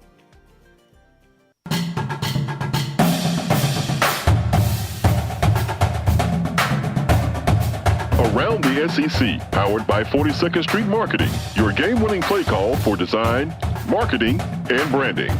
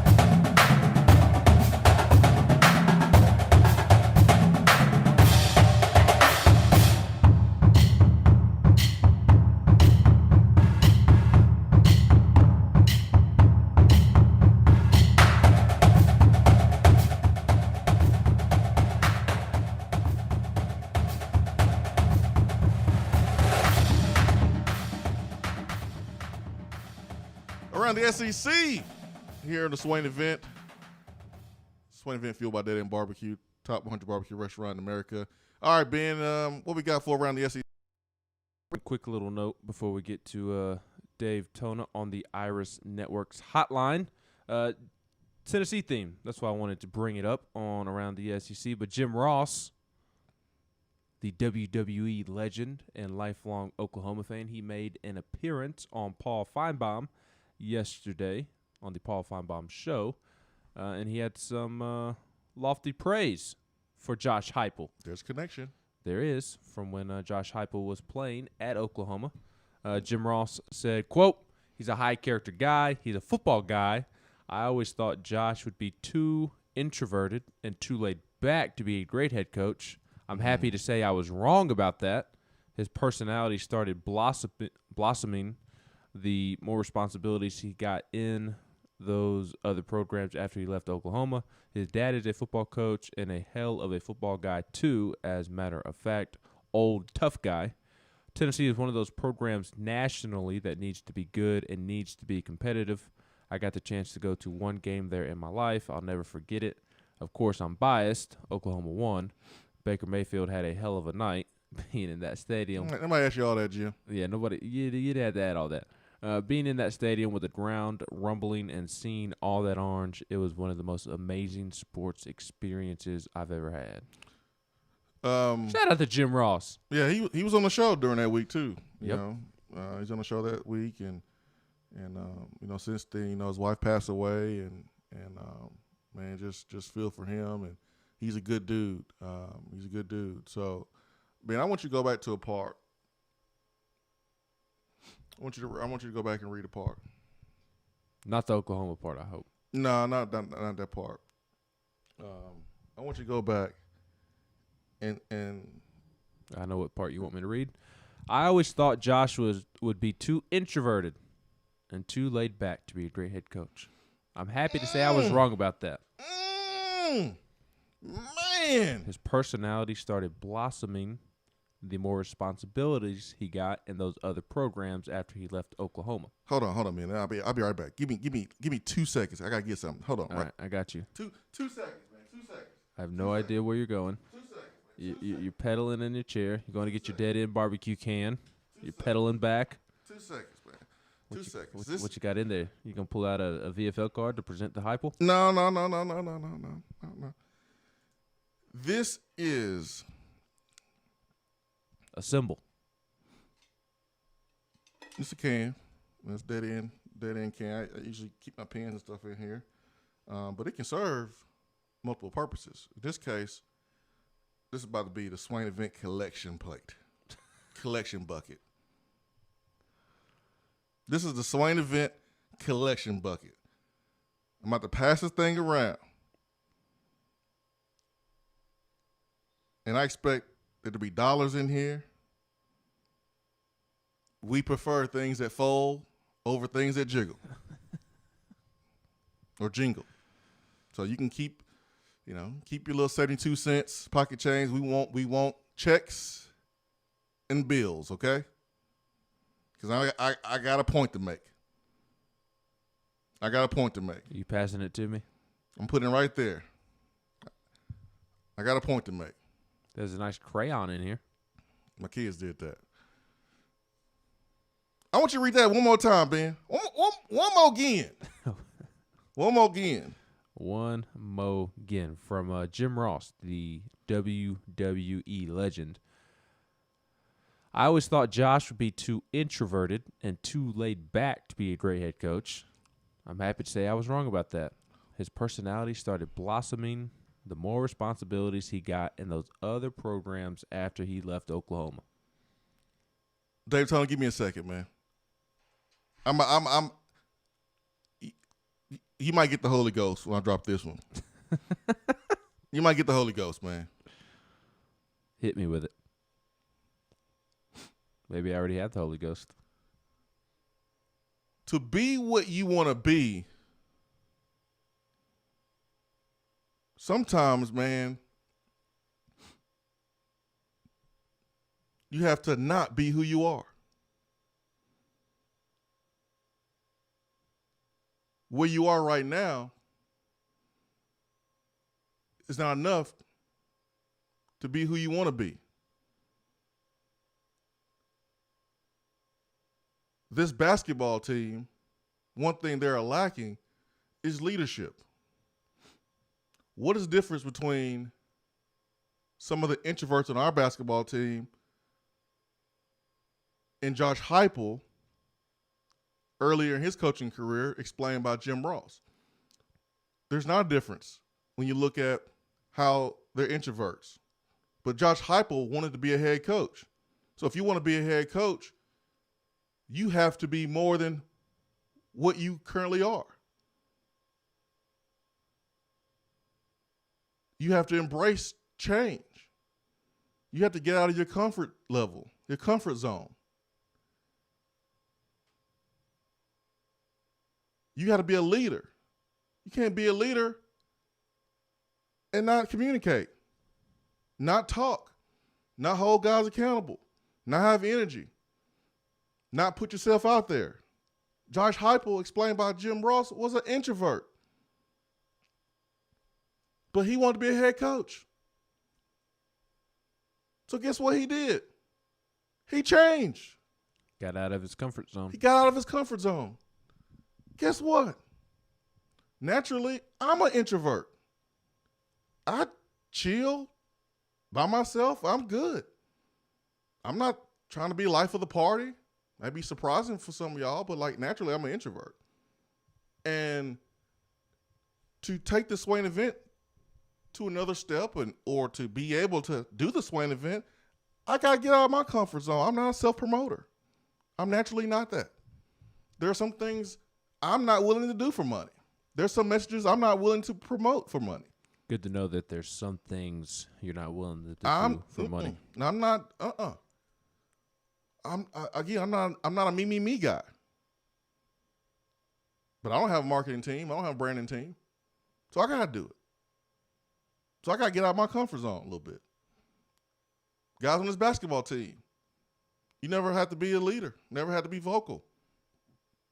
But for you to get to where you want to go, you knew you had to do these things. And this is why we're sitting where we're sitting at this point of the season with the basketball team. How about moms and dads out there?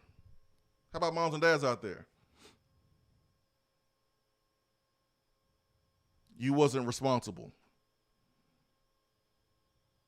until you got news that you're going to be a parent. But guess what you got to start doing now? You got to start being responsible. Why? Because someone's counting on you. Oh, you never was really good about being on time until you got a job. Now you got to be on time. If you want to work, if you want to have a job. So you got to get out of your comfort zone. That's a perfect example of how Josh Heupel, and I can see it because people that I talk to, him, he's laid back. He's laid back. But when it's time to talk and step forward, obviously he's doing it. He's been doing it as a position coach, as an offensive coordinator where you command half of the room, and now as a head coach where you command the whole entire room. You got to embrace change. I'm not good at that. So what? Guess what?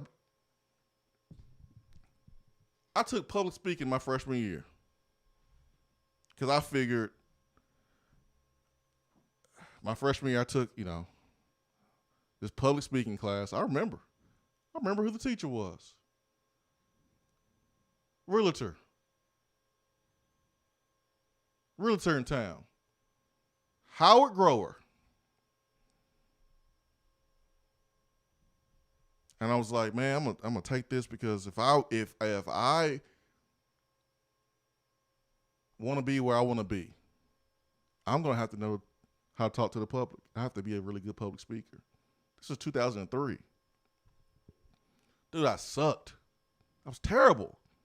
But I knew that going into it. It wasn't my strength. I didn't like talking in front of people at all. But I did it anyways. And I didn't make a good grade. I took another public speaking class. I didn't make a good grade. And I said, forget it. I ain't doing it. I'm done. Major I selected had nothing to do with public speaking. That's 2003. 2010, 2011, I was approached about having my own radio show.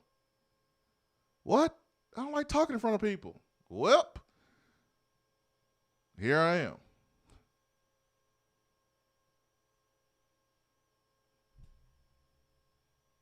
So when I heard that quote, man, I thought about our basketball team. Josh Heupel is where he is right now because he got out of his comfort zone. Josh Heupel would be a quarterback's coach or not even coaching right now because there's no way you can coach today being introverted, not speaking up, being passive. Josh Heupel would not be coaching football today, especially not being a head coach or offensive coordinator, if he didn't evolve and if he didn't change. I also kind of think it's impressive that he won a national championship as a quarterback while having that perception of him that he was an introvert. He has some players around him. He has some pretty good players around him, too.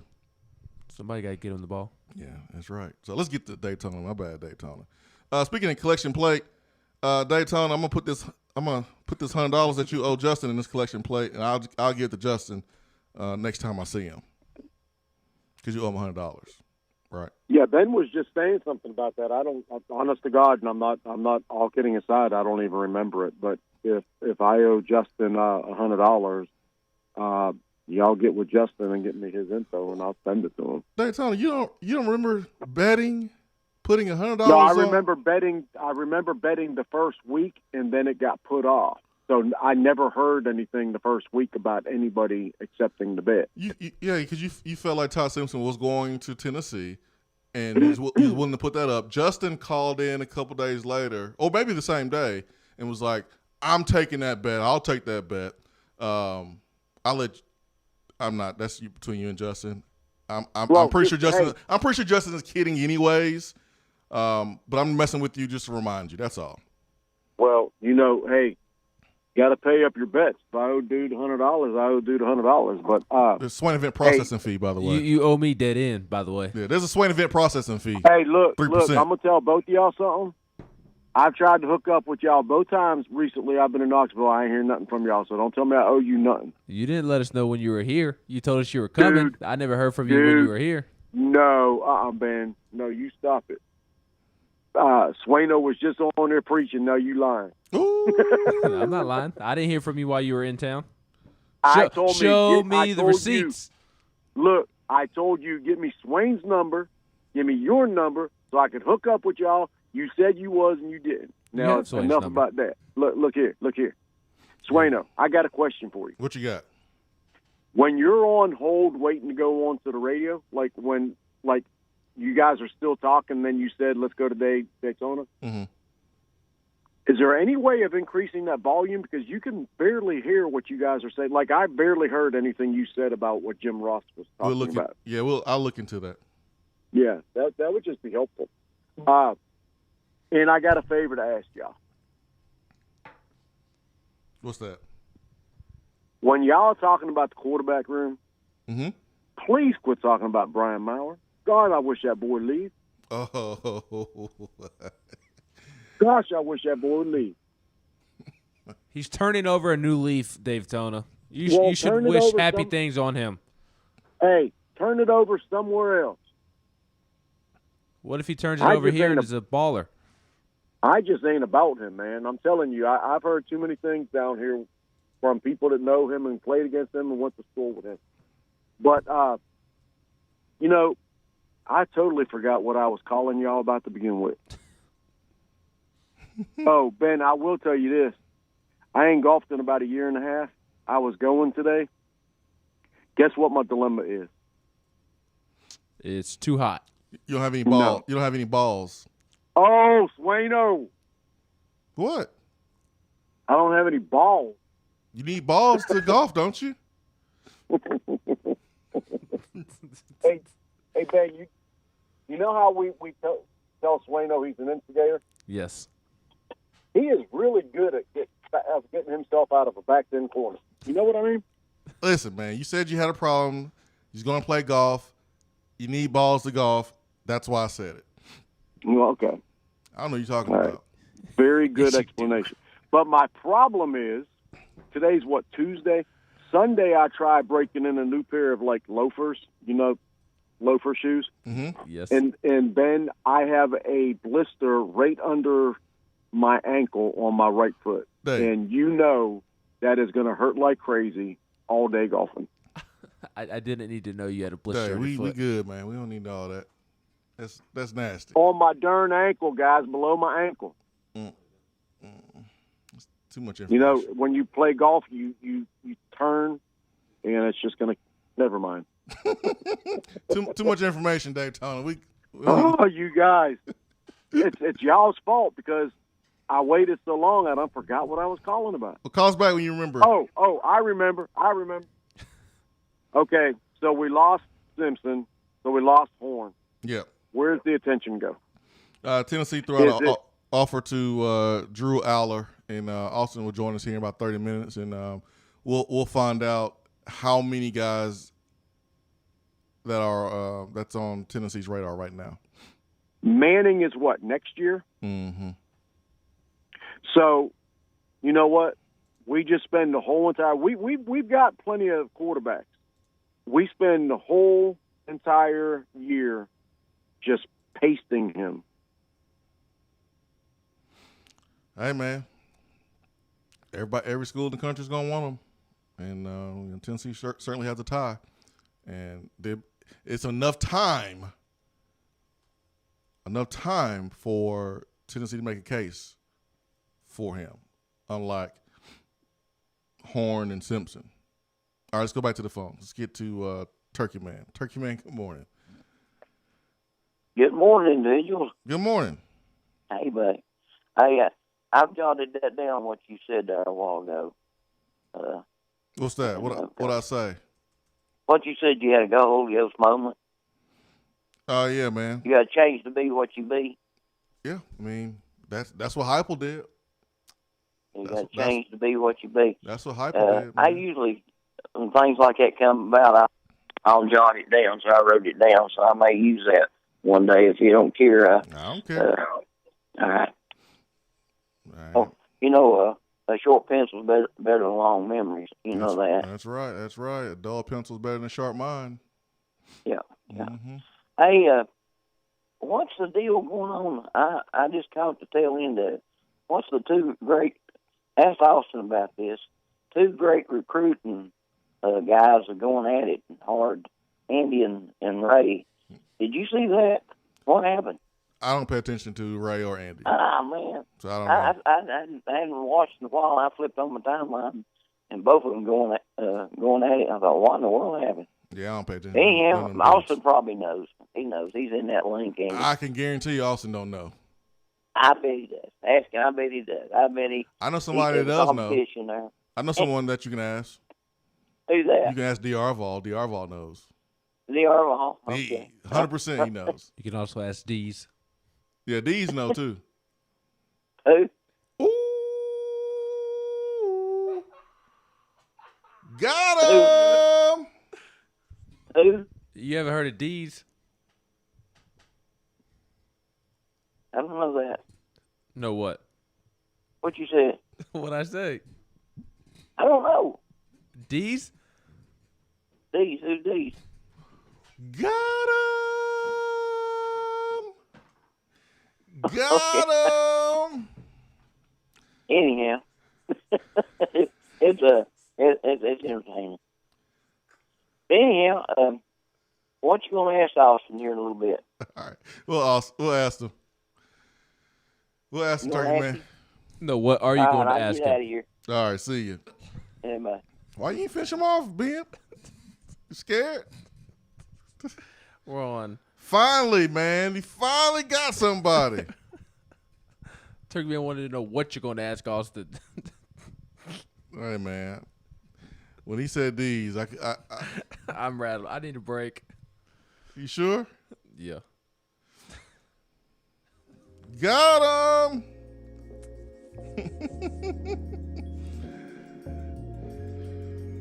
God, we're so immature. Got him. They told that Turkey Man never gonna call it again. B. Will said, "Don't do Turkey Man like that. Lord have mercy." Jason from the Borough says, "Y'all wrong for doing Turkey Man like that." Vaughn Birmingham says, "Ben, don't do Turkey Man like that. He is a preacher. He's going to be asking people all day if they know who these are." Oh man. Daniel says, "Who, Turkey Man?" These. Volstorm, that ain't right what you did to Turkey Man. Hat Vol, man, you all leave Turkey Man alone. That joke is way after his time. Oh man. Oh. Swain ain't gonna promote himself, but he sure will promote those Swain Event processing fees. Mm-hmm. 3%. 3%. Any bets made on the Swain event, there is a fee. Gotta pay the middleman. 3%. That's what, $3? That's nothing, man. $3. That's all. Turkey man. Turkey man. 865-255-03. Be right back.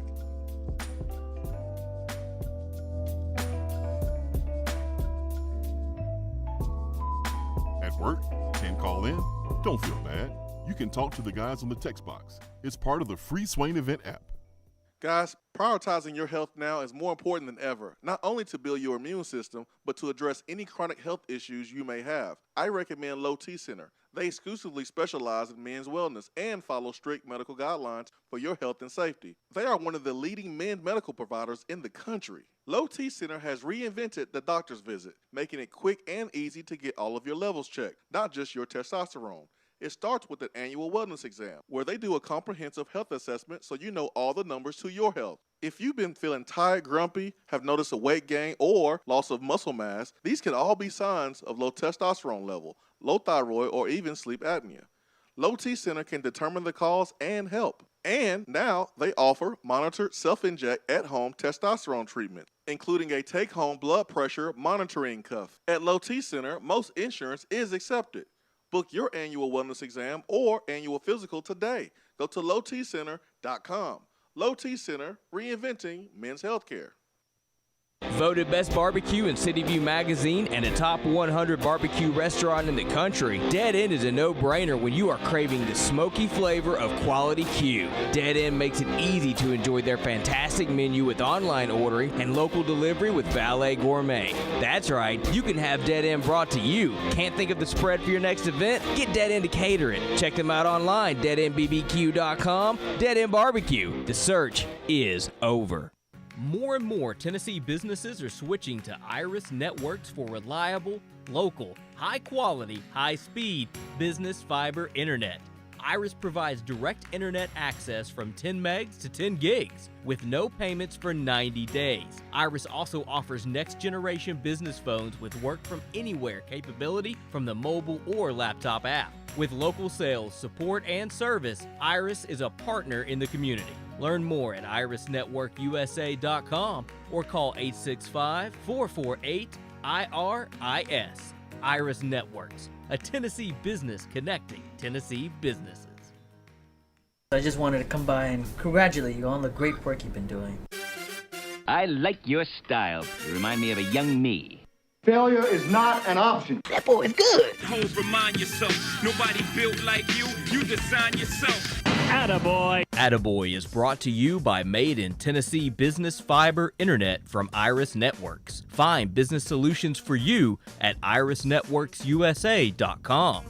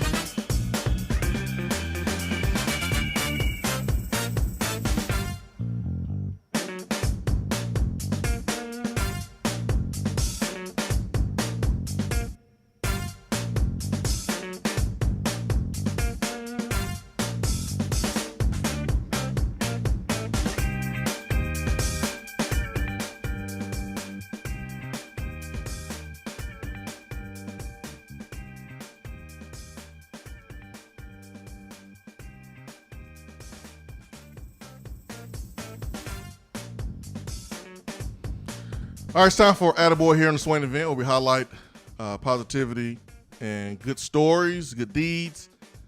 Ben, what do you have today, man? I am going to the baseball diamond to give Baltimore Orioles outfielder Trey Mancini an attaboy because he made his return to the baseball field over the weekend.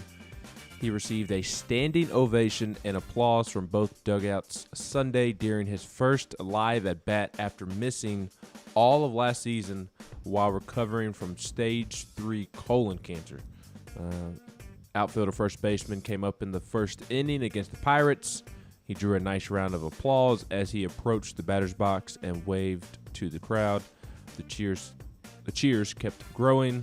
The pitcher stepped off the mound, and the umpire cleaned the plate to prolong the salute. And then after tipping his cap in acknowledgement of the applause, he then stepped into the batter's box and got a hit. He hit a single up the middle to center field. So first the bat back, get the single, big round of applause after coming back from stage 3 colon cancer that cost him all of last season. And the Baltimore Orioles are absolute booty cheeks, but he is like the only good player on the team. In 2019, he had 35 home runs, 97 RBIs. And after playing in just 5 spring training games last season, he needed to end his season to have surgery for colon cancer. So shouts out to Trey Mancini, an awesome story. And I hope he has a tremendous amount of success this year after everything that he's been through. Good story right there, man. Good story. And love stories about, bouncing back and beating the odds. Good story right there, man. Attaboy's brought to you by Artis Networks, your leader for business internet and fiber internet and voice, connecting businesses here in Tennessee. IrisNetworksUSA.com. 90 days, no payment for business internet. IrisNetworksUSA.com. Good stuff for Attaboy.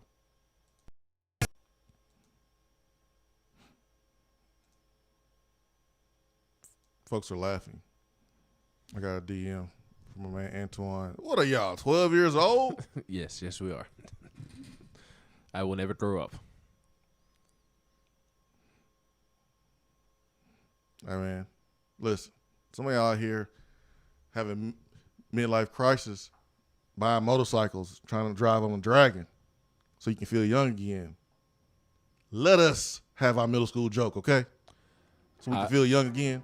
Yes, as Rocky Top Wu tweeted at us, I was just trying to get him to try some of try D's pecans, raspberry spice.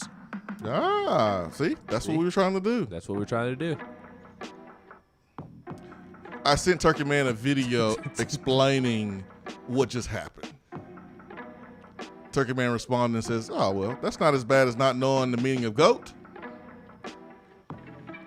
Oh, man. No, that's not as bad as not knowing the meaning of goat. Now, somebody teach Turkey Man about bofa. Man.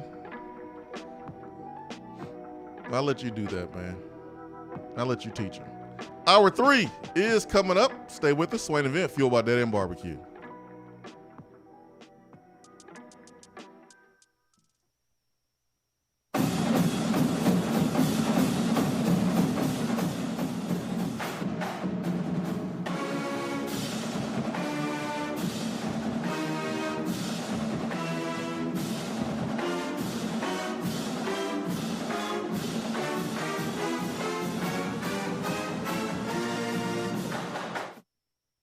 Swain Event listeners, I'm excited to share my new Keller Williams Realty app so you can tour homes without leaving yours. Not only can you search for homes in specific areas and neighborhoods, you can also have access to real-time market snapshots on stats like average home price and days on market, plus commute times from your office, school zones, and much more.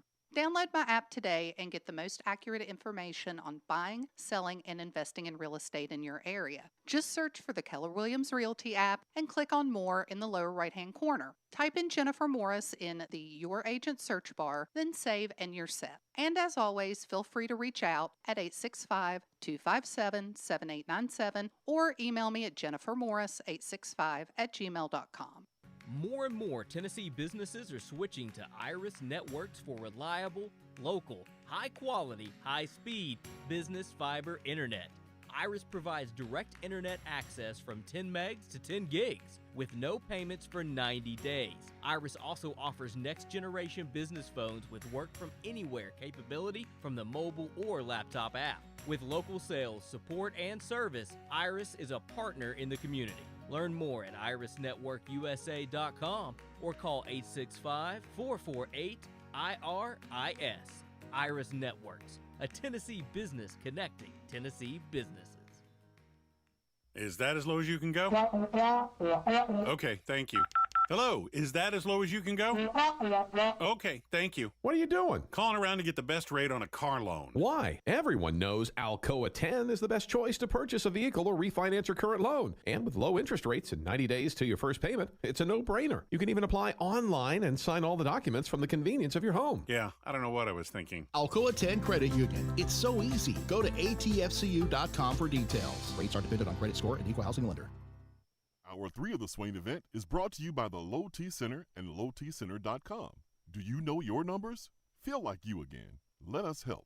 Voted Best Barbecue in City View Magazine and a top 100 barbecue restaurant in the country, Dead End is a no-brainer when you are craving the smoky flavor of quality Q. Dead End makes it easy to enjoy their fantastic menu with online ordering and local delivery with Valet Gourmet. That's right, you can have Dead End brought to you. Can't think of the spread for your next event? Get Dead End to cater it. Check them out online, deadendbbq.com. Dead End Barbecue. The search is over.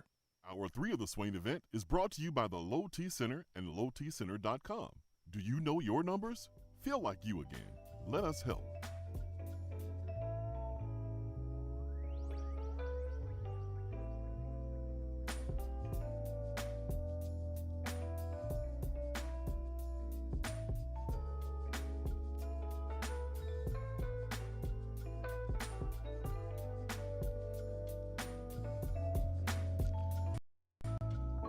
Hour 3 here in the Swain Event is powered by Low T Center and lowtcenter.com. Reinventing men's healthcare. Feel like you again.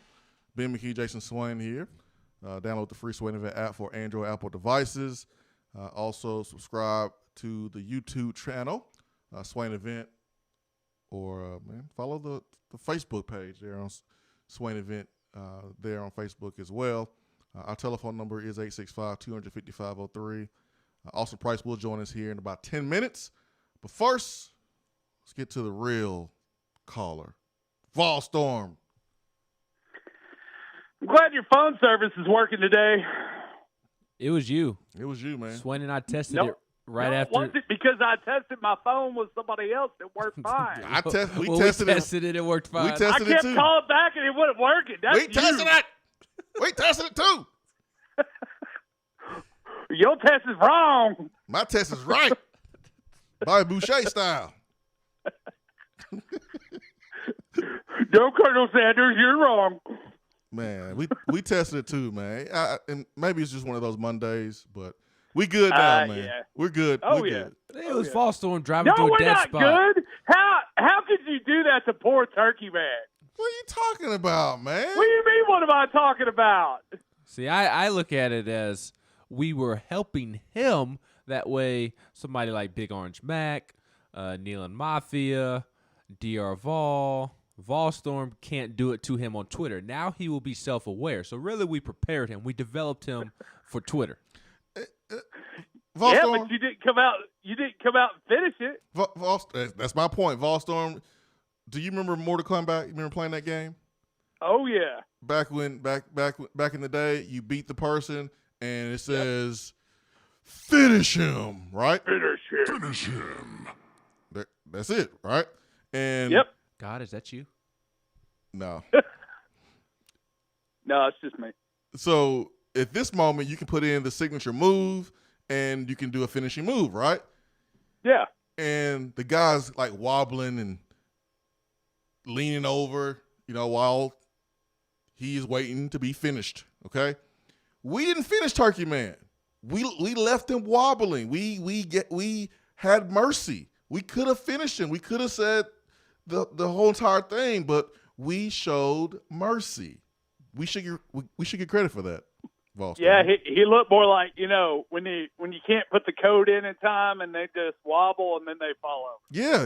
We just That's what happened. We just let them fall, man. I didn't know if I was allowed to say it. That's why I did not finish him. I didn't. I mean, I wasn't gonna say anything. We're good. Well, kiddos in school. He's gonna conveniently leave the room. I was worried that a snowflake like Volstorm or DR Vol would get offended by it. Yeah, okay. I sent Turkey Man a YouTube video, kind of explaining it. It was the original one, right? Yeah, and so Turkey Man, took it like a champ, and he said, he was like, well, that's better than not knowing, what GOAT meant. I was like, yeah, that's right, Turkey Man. Turkey Man had a rough day that day. We're talking about Peyton Manning. People were calling him a GOAT, and Turkey Man was getting mad. Like, he was getting offended because he thought people were calling him a GOAT in a bad way. We were like, no, Turkey Man, that means greatest of all time. He's like, oh, I thought they were calling him a GOAT because of a bad thing. So that was Turkey Man's worst moment, okay? It wasn't as bad as that, so we're good. But here's what's going to happen now. He's going to start using that all over the place. Is that a bad thing? We're not responsible, Volstar. We're not responsible. You got to read the fine print at the bottom of the screen. We are not responsible for you saying it after 10 o'clock. So. I think Turkey Man throwing out D's jokes to people on Twitter is great for our entertainment. I ain't worried about that. I'm worried about when he get in that pulpit. Do not try to incorporate this in your sermon, Turkey Man. Do not do it. I know you try to take. The entertainment is almost as good as cheering for Team Rise Above Hate. See you, boys! Man, I wish folks would stop liking, retweeting that stuff on my timeline, man. I really wish folks would stop doing that. But then I'll just text it to you like I did last night. Golly. Yeah, Ben texted me a video. I was like, I'm not watching the video. Ben was like, it's 5 seconds. I don't care. Give me the Cliff Notes. I'm not watching it. I don't have any time for that. So, AJ Artis going to South Florida. Ben, you want to know all the strength coaches we've had since 2008? No. Great. 2008, Johnny Long. 2009, you had 2. Lane Kiffin in 1 year here, he had 2. First, he had Mark Smith, but he fired Mark Smith and brought in Aaron Amos. 2010, Derek Dooley had Beanie Wiley, who is the current strength coach at Oklahoma. Beanie Wiley leaves. He brings in Ron McKeefery. 2011, 2012. 2013, Dave Lawson comes with Butch. So you had Lawson for 13, 14, 15, and then all of a sudden we got this bright idea to fire Dave Lawson and hire his understudy, Mike Surgeon. Then that didn't work out. We brought in Rock Gullison, who was retiring from the NFL. He was here for 1 year. 2018, Craig Fitzgerald. Brought in Craig Fitzgerald. 18 and 19. Then AJ Artis in 2020. So here we go, man. We got a new strength coach. Well, that makes like 10 or 11.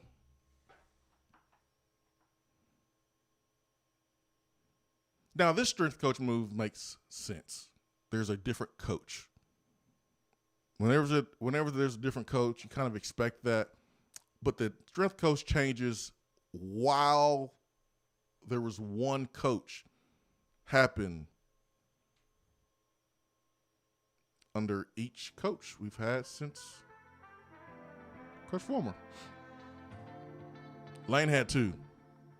Dooley had 2. Butch had 3. Pruitt, 2. One of the many examples of why Tennessee football has not been good over the last decade. 865-255-03. When we come back, Austin Price of VolQuest.com will join us.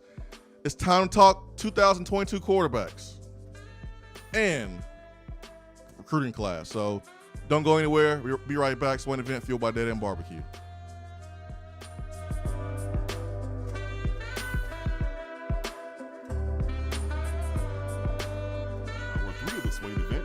to you by the Low T Center and lowtcenter.com. Do you know your numbers? Feel like you again. Let us help.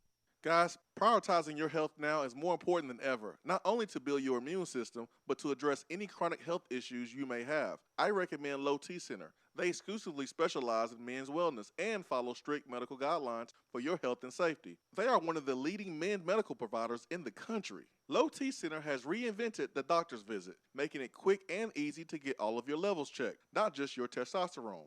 It starts with an annual wellness exam, where they do a comprehensive health assessment so you know all the numbers to your health. If you've been feeling tired, grumpy, have noticed a weight gain, or loss of muscle mass, these can all be signs of low testosterone level, low thyroid, or even sleep apnea.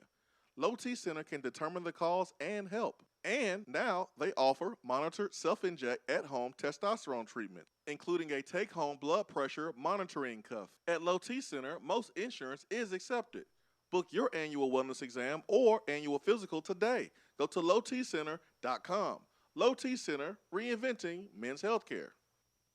If you want to get in on the conversation, call the Iris Networks hotline at 865-200-5503. Grow your business with Iris Networks high-speed fiber internet. irisnetworksusa.com.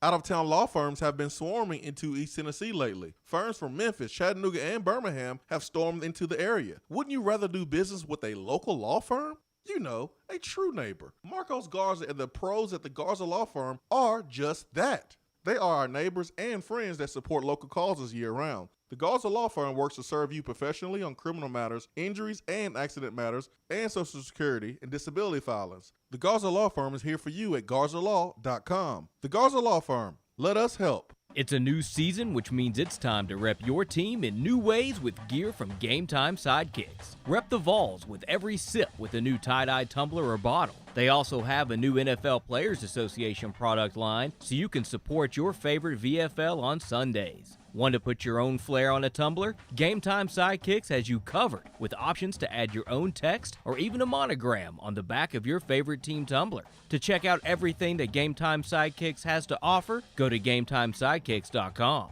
Carry your team with Game Time Sidekicks. JC's Tree and Landscaping Service specializes in quality tree work done at an affordable price. Trimming and removing trees are their specialty. They also offer other services like land clearing, stump grinding, crane services, and all of your basic landscaping needs for both commercial and residential. JC's will give you a free estimate and beat any written quote by a competitor to guarantee that you get the lowest price around. Don't risk your land with a fly-by-night service. JC's Tree and Landscaping is licensed and insured. Give them a call at 865-599-3799.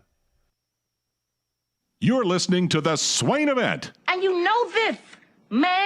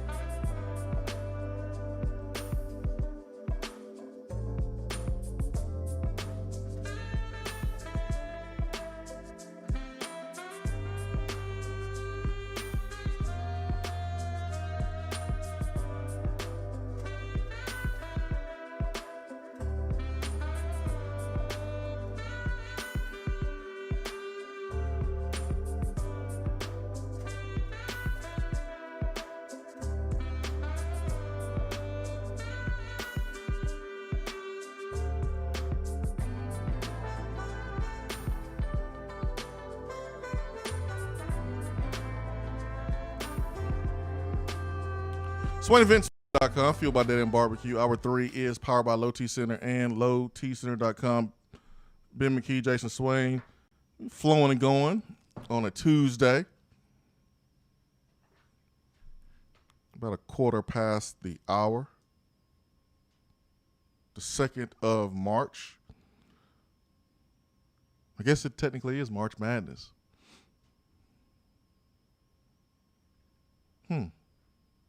That means there's going to be like a bracket out soon. Ben,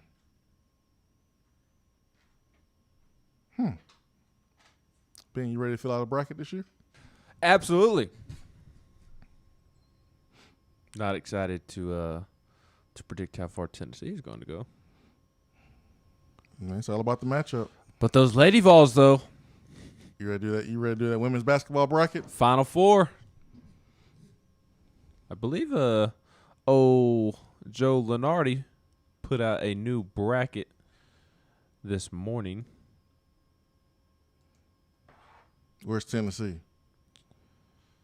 That is a great question. I'll pull it up. He didn't tweet it out himself.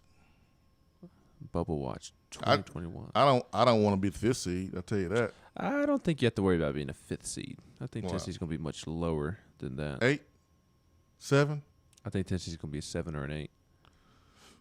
Hey man, as long as we not, I don't want to be a 5th seed because those 5th seeds against the 12th seeds. Seems like every single year, man, the 12th seed gets to win over the 5th. So not this year. Tennessee's going to win its game. All right, let's see. 68-team bracket. Joe Lenardi of ESPN has Tennessee as a 6th seed in Gonzaga's bracket. Oh, yay. Playing VCU. And then if Tennessee were to win in the first round, they would play the winner of Kansas and Eastern Washington.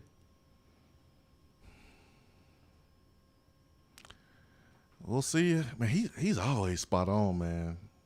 He's always spot on.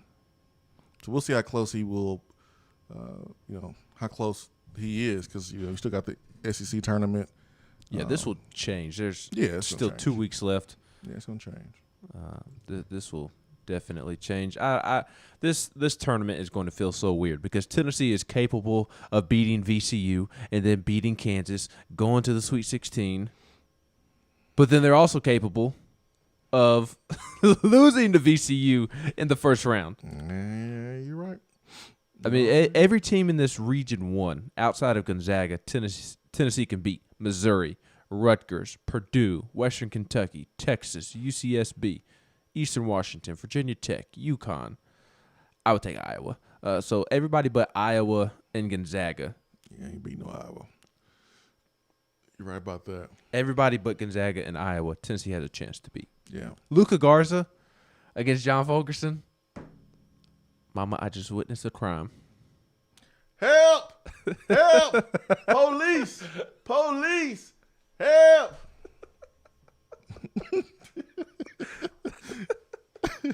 No, we don't want that matchup, man. So, AP, when it comes to, following Tennessee football, it's kind of like the college version of Adam Schefter. And so, at any moment, he get a phone call. So, I'm telling myself that's kind of what's going on right now. So we'll get Austin here on the second. Just talk to him. So he sent me a voicemail, so he's probably dealing with something on the phone. Maybe he lost service on his way back from Martin, Tennessee. Maybe he's on the phone with Ty Simpson as Ty Simpson changes his mind. Nah, man, that ain't happening. Are you good? I'm good. How I'm saying I'm good, then he'll change mine. I go, but I'm hurt. I'm hurt right now. Yeah, I don't want to. I'm emotional. Ty Simpson, Tennessee, my butt. I'm emotional right now. Martin, Tennessee was always a greater name than Ty Simpson, Tennessee. You ought to be ashamed of yourself, Ty Simpson. Turning your back on your state. This is the volunteer state. You are a fraud. Stop. That's signing up to go play in the butt crack of America. Oh, stop. So people think you're serious. Volstorm don't like our doesn't like our music. We're having to roll with new music. YouTube is not kind in what you can play. It's YouTube and Facebook. So technically you still control the music. And just a different vibe, man. It's a different vibe, chill vibe. But Nancy says, tell Turkey Man that WAP stands for worship and praise. Yep. Yes. Yep. That's what we're going to do. Vol fan says, anyone filling out a bracket this year would be better off picking the winner of each game by picking the team with their favorite color. This year's basketball season has been crazy across the country. Top 10 teams have consistently been beaten by unranked teams and teams with losing records. Many teams have one great game followed by a complete dud. Tennessee's definitely not the only team dealing with inconsistency. Some of the other good teams with high expectations have been all over the place with their performances this year. Agree? You've seen it in all sports, too. College football, you saw it with Florida. Florida was very inconsistent in its play. Georgia was very inconsistent at times. Kentucky, who was supposed to be a good football team, battled consistency. I know Kentucky's on a lesser level, but outside of Alabama, there wasn't really a team in college football that was just so consistent. Ohio State, they didn't really lose a game that they weren't supposed to, but they had a couple of clunkers in there that they almost lost that they shouldn't have. Clemson lost to Notre Dame. So I think COVID has really impacted the ability to be consistent in sports this year. College football, college basketball has been far from consistent. Even in baseball, you're already starting to see it in college baseball. Vanderbilt has lost a couple games that it shouldn't, and there's other teams that have as well. So Tennessee baseball even hasn't been as consistent out of the gates as I had expected, or really anybody has expected. So I think that's the one area where COVID has truly left its stamp is on consistency, and I think you see it at the pro level too. Yeah, man, COVID has impacted us all, and sometimes I think we forget that athletes are humans. Impacts us all. I'm checking out the text box this morning. C-Mac says that Jim Ross give praise to Tennessee transfers that OU got. Why you do that, C-Mac? We're trying to get over that. Good morning, friends, from Smitty. What's the latest on Big Cat? Thank you. We'll have to ask Austin about that, because obviously there's a link with Rodney Garner, but I haven't heard anything about Big Cat. But also, Big Cat just transferred away from Rodney Garner. Is that the reason why? That's what I was about to say. And we've talked about this on the show, that just because he was transferring from Auburn doesn't mean that it was because of Rodney Garner. But I think that's a weird dynamic there. Nate the Great says Ty Simpson might turn out to be a flop. You never know. Oh, yeah, absolutely. Absolutely. I've made this point before in this program. Go look at each year list of top 10 quarterbacks. The batting percentage is not great. It's not great. Most of the top-rated quarterbacks, they don't pan out. Most of them don't. Most of the good ones are guys that were not highly rated. Now, you're going to have your Trevor Lawrences. You're going to have your Justin Fields. You're going to have those. Don't get me wrong. But these 4 stars that are 3rd, 4th, 5th, 6th, 7th, like, sometimes they don't pan out. They don't. There's no guarantee. There's so many circumstances that go into being successful. It's not just talent and ability. Justin Fields stayed at Georgia. You think he works out the way that he has? I am a believer that Kirby would have found a way to mess that up. Probably. That is my belief. And that has nothing to do with Justin Fields' ability. I mean, you're probably right. Or anything along those lines. It's just so circumstantial. You're probably right. You're probably right. Dre loves the show. Listen every morning from Birmingham, Alabama. Hey, appreciate that, Dre. Joe Simpson says, I'm not related to Ty Simpson. I love Tennessee. I'm hurting from both of them. Thanks for the shout out. Oh, no doubt. No doubt, Joe. Dre said we didn't get Ty, but we also have Salter on the roster. Yeah, but Salter's not a 22 quarterback. You got to have a 22 quarterback.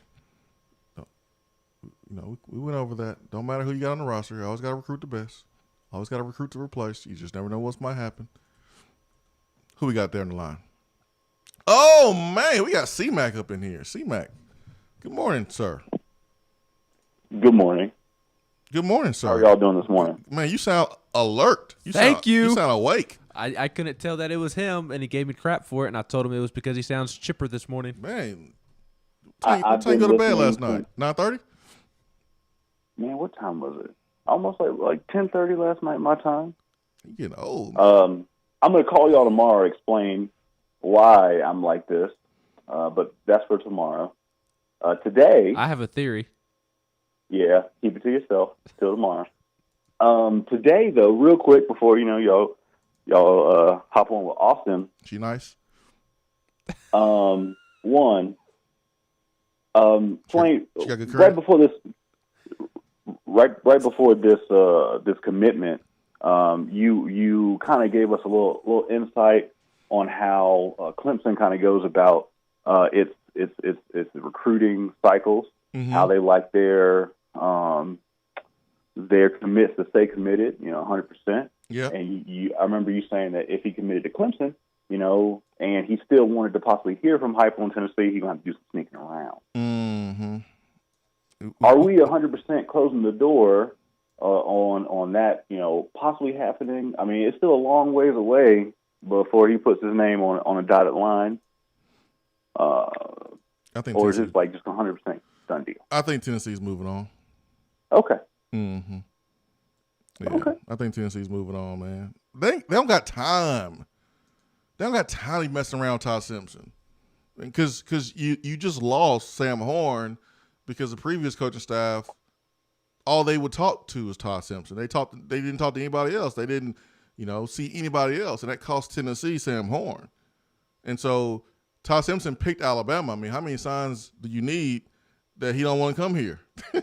So you don't want to ruin, your relationship with the next quarterback because you're still trying to, convince Todd Simpson. And I don't necessarily like how the whole thing went down.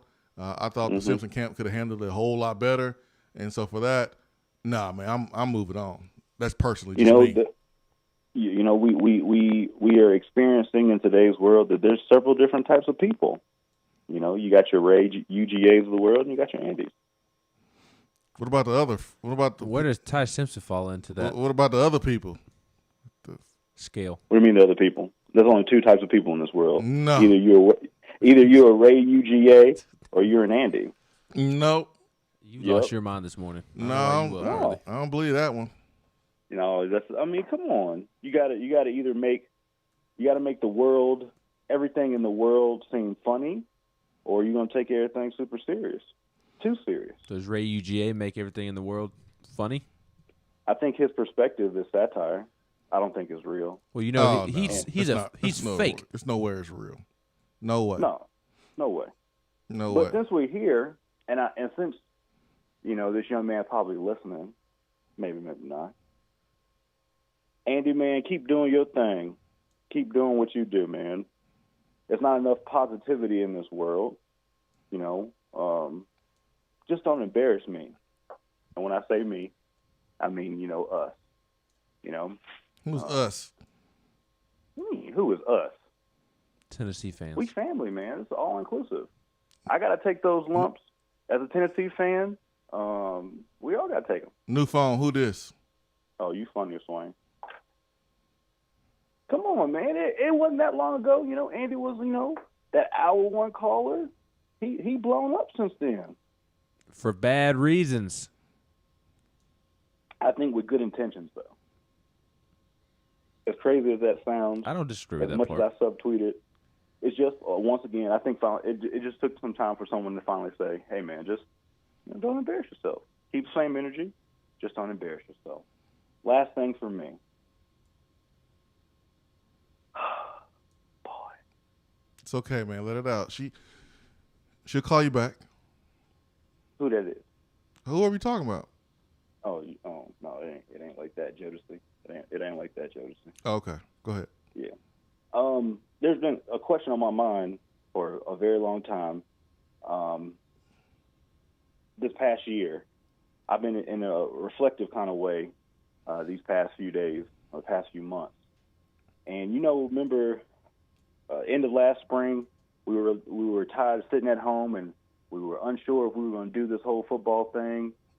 Baseball got canceled, or college baseball got canceled. College spring sports got canceled, and in a way, we kind of we manifest this past season.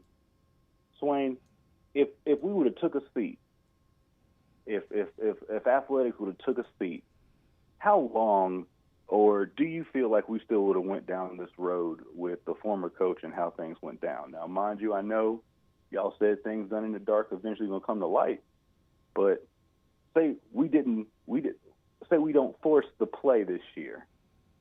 All right, would that have given him more time to make some corrections or to cover more things up?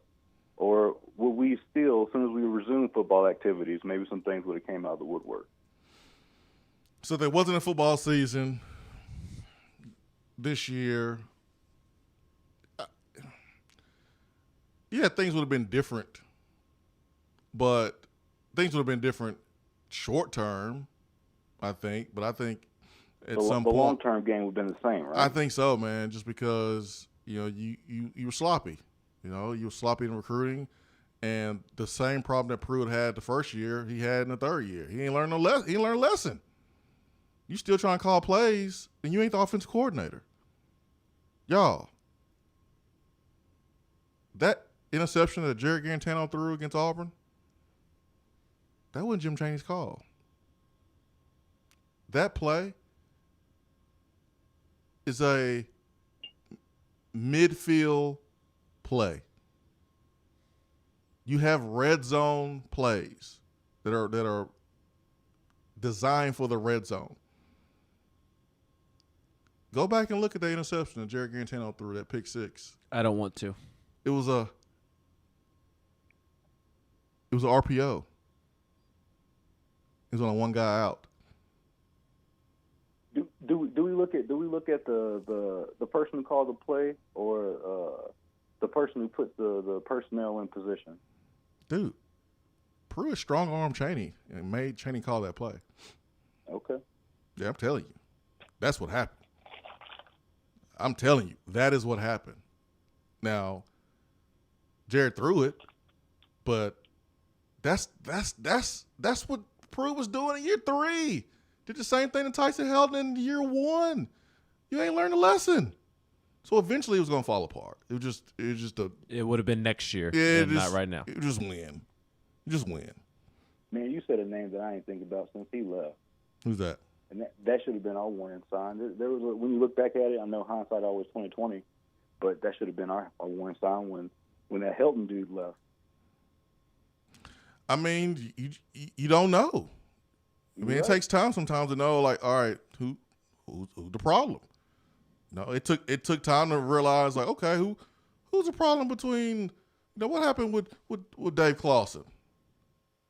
Then you realize, like, oh, Dave Clawson ain't bad. He's a good coach. He just proved he was a good coach. So it just takes time sometimes. Can we get a real quick attaboy for Alontae Taylor? Always. What do he do? I believe I read yesterday that he was going to be like vice president of the Student Athlete Council or something like that. Oh, man, that's awesome. That's king stuff right there, man. That really is, man. Yeah. Y'all have a wonderful Tuesday, all right? You too. I got to add a girl. I get to add a girl to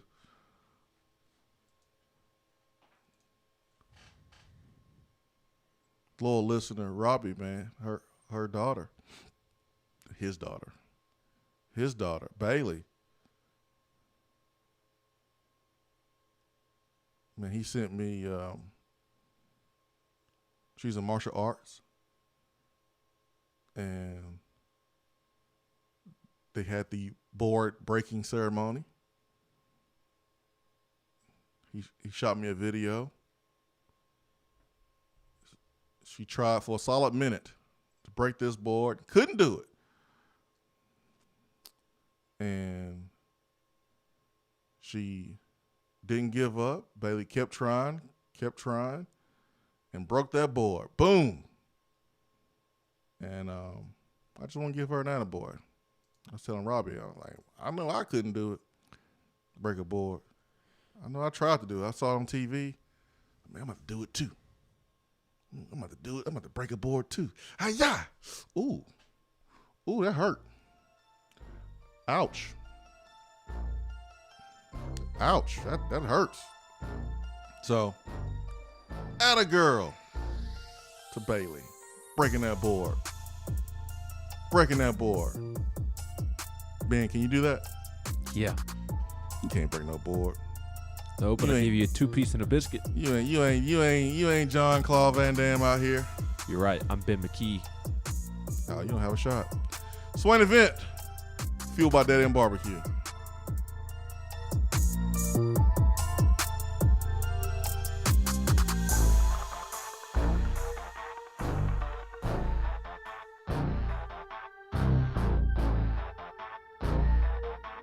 For a replay of each day's Swain Event TV, like us on Facebook.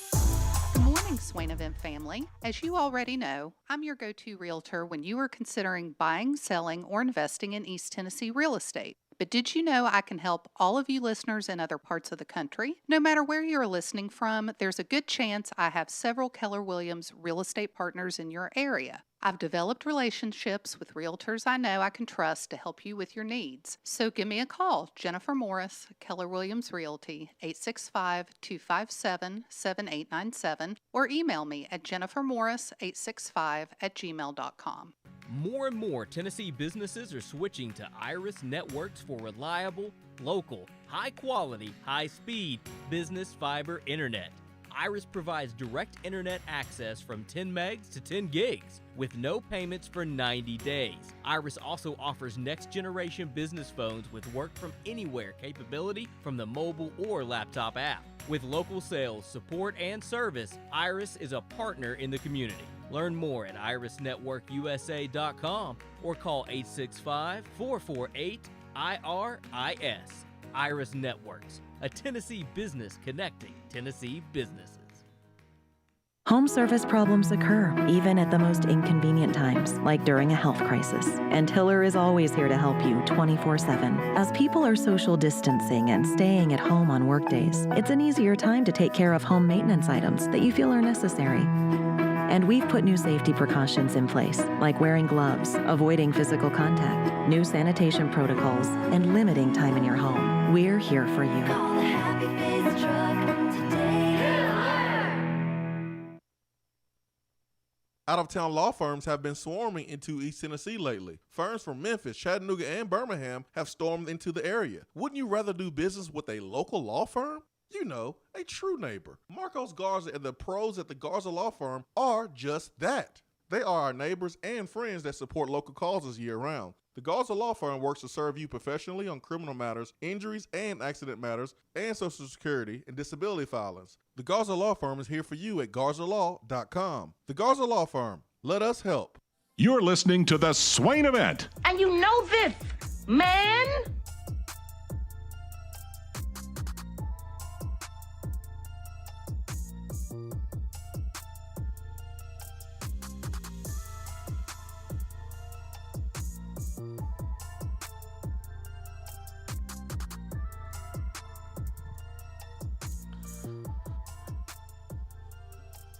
Swain Event fueled by Dead End Barbecue. It is time to bring on Austin Price of allquest.com. His time is brought to you by Jennifer Morris with Keller Williams Realty.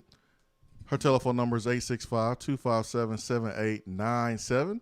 If you're looking to buy, sell, or invest in real estate, Jennifer Morris with Keller Williams Realty. AP, good morning, sir. Good morning, Jason Swain. What have you warned or kind of I won't say warned. What have you predicted might happen on your show today, like you did yesterday with AJ Artis? I predicted that Austin Price is going to join the show. Nothing special today. Nothing special, man. Just predicted that using him. Bless us with some quarterback information regarding this 2022 class, man. I'm not gonna let the people down, am I? I mean, I don't know what we'll talk about, but I can talk about it. Yeah. Well, I want to know, since Todd Simpson decided to go to Alabama and Sam Horn decided to commit to Missouri, where does Tennessee go now, and what offers out there for 2022 quarterbacks are, from this staff? Like, who are the guys that Tennessee is really, really, really after to be possibly the future at quarterback? Well, the next two names you'll hear talked about a lot are Taven Jackson, quarterback from basically right around Indianapolis, kind of lives in the suburb of Indianapolis, and then Drew Arla, and Drew is a big kid, 6'5", 220. Taven's big too. He's not as big as far as girth, but he's equally as tall. Another 6'5" kid. Jackson is an interesting, prospect. He's kind of burst onto the scene here lately, and so is Drew. But I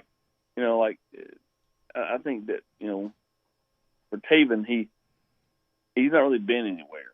And in talking to him the other night, it's pretty clear that while quarterbacks come off the board really early, I'm not sure he's in any rush to come off the board because he's not been anywhere. So, I think, the Florida offer and the Tennessee offer were intriguing to him. He's not been to either place. So, are you really going to commit to a place you've never seen? I mean, I know that's happened some, especially during the COVID time of recruiting, but knowing that, that at some point this thing's going to open back up, I think you're seeing more of a wait-and-see approach with recruits, and specifically with a guy like Taven Jackson. Austin, with Ty Simpson, just what do you think ultimately won out for Alabama? Was it as simple as Tennessee getting rid of Jeremy Pruitt, and do you think that door is completely closed moving forward? I won't say it's completely closed because in recruiting you never say never. But I think that seeing Mac Jones do what he did, which is a guy that waited his time, and he went from a guy that nobody was even talking about a year and a half ago to a Heisman finalist, a guy that is going to get drafted in the NFL. I think that all that kind of stood out to the Simpson family. I know winning championships and being a contender for the Heisman Trophy and all that was very important to Ty. And in reality, you can do certain things from just about any school, but the constant championship talk that is Alabama for the last decade, and the fact that Alabama had basically three of the top five players in the country last year as far as Heisman voting, I think that just stood out to Ty. And with Sam Horn, was it as simple as Tennessee not showing him enough love over the last several months and all the eggs being in on Ty Simpson? That's exactly what it was. And, I've talked to, Sam's family. They've made sure to, point out that, Josh Heupel and this Tennessee staff did nothing wrong. They showed Tennessee 10 times more attention the last couple of weeks. They showed Sam 10 times more attention the last couple of weeks than Tennessee ever did under Jeremy Pruitt.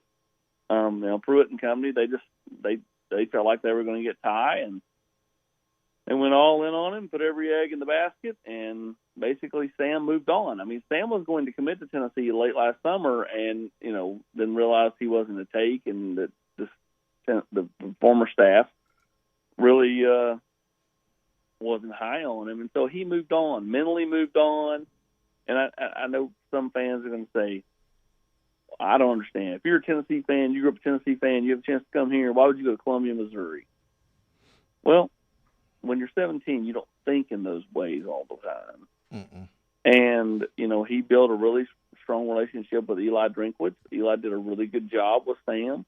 And, it just got to a point where, Sam had been wanting to commit for a while and had decided, things rubber met the road on Saturday night, went to his dad and said, hey, I feel like I want to commit to Missouri. his dad told him, "Hey, let's think about it for a few days, sleep on it, and kind of reconvene back, Monday or Tuesday." That next morning, he came back and said, "I don't need to think about it anymore. This is where I want to go." And his parents, support their child, and so will he listen if Tennessee continues to call? I think he would. I think that it's going to be a tough road to get him back, but at the same time, I do think it's still doable. I mean, I think you call both those kids, Sam and Ty, guys. The mistake with the last staff was, putting all the eggs in the basket. Like, bad recruiting is when you just you don't recruit others, and you just kind of go all in on one kid. Well, it would also be bad recruiting if you just move on and say, oh well, we lost out, because you don't really lose out until the kid signs. So, I expect Tennessee at some point or another to reach back out to both these kids. I'm not sure they're going to reach back out this week. I think they're going to give these kids some time to kind of let the dust settle, see where they are, and then they'll reach back out and go, "Would you like to still talk?" and see what happens. Austin Price, VolQuest.com here. So you mentioned two quarterbacks. You did not mention Caden Martin, who's going to make his announcement tomorrow. He plays quarterback there at Knox Catholic. He's also baseball. Is he making this decision tomorrow with baseball in mind, or both in mind? What are you hearing there with Caden Martin? Well, he's making the decision with baseball in mind. I know they love to play up the two-sport star stuff, but, Caden's going to play baseball. That's what he's great at. This kid, he can knock the cover off the ball. If you follow T on Instagram or anything like that, he puts videos up all the time of Caden, and Caden he smashes, man. That kid can hit. He plays the field. He play multiple positions. Really, really good. Caden's a good high school quarterback, but his future is in baseball, and Caden knows that, and that's where his future lies. Would he like to try to play both in college? Sure, he would, but at the same time, he knows that when it comes to making money, playing professionally, baseball's his ticket. Yep, hey, unless you're Colin Murray, then I would focus on baseball, but that's just me. I'm well, and that was part of the fear with Sam Horn, Jake. Sam Horn, it plays baseball and is really good and can end up being a high round draft pick. And if you remember, what year was Casey Kelly came through Swain? I forget the year that he came through. It's probably right after you graduated. But Tennessee got a commitment out of him, and then he ends up signing with the Red Sox, and just never materialized here to play football. But you always run a risk when you're recruiting a quarterback. It's also a pitcher. If they're good, you all of a sudden you lose your quarterback for that class, and I don't think Tennessee can afford to do that either.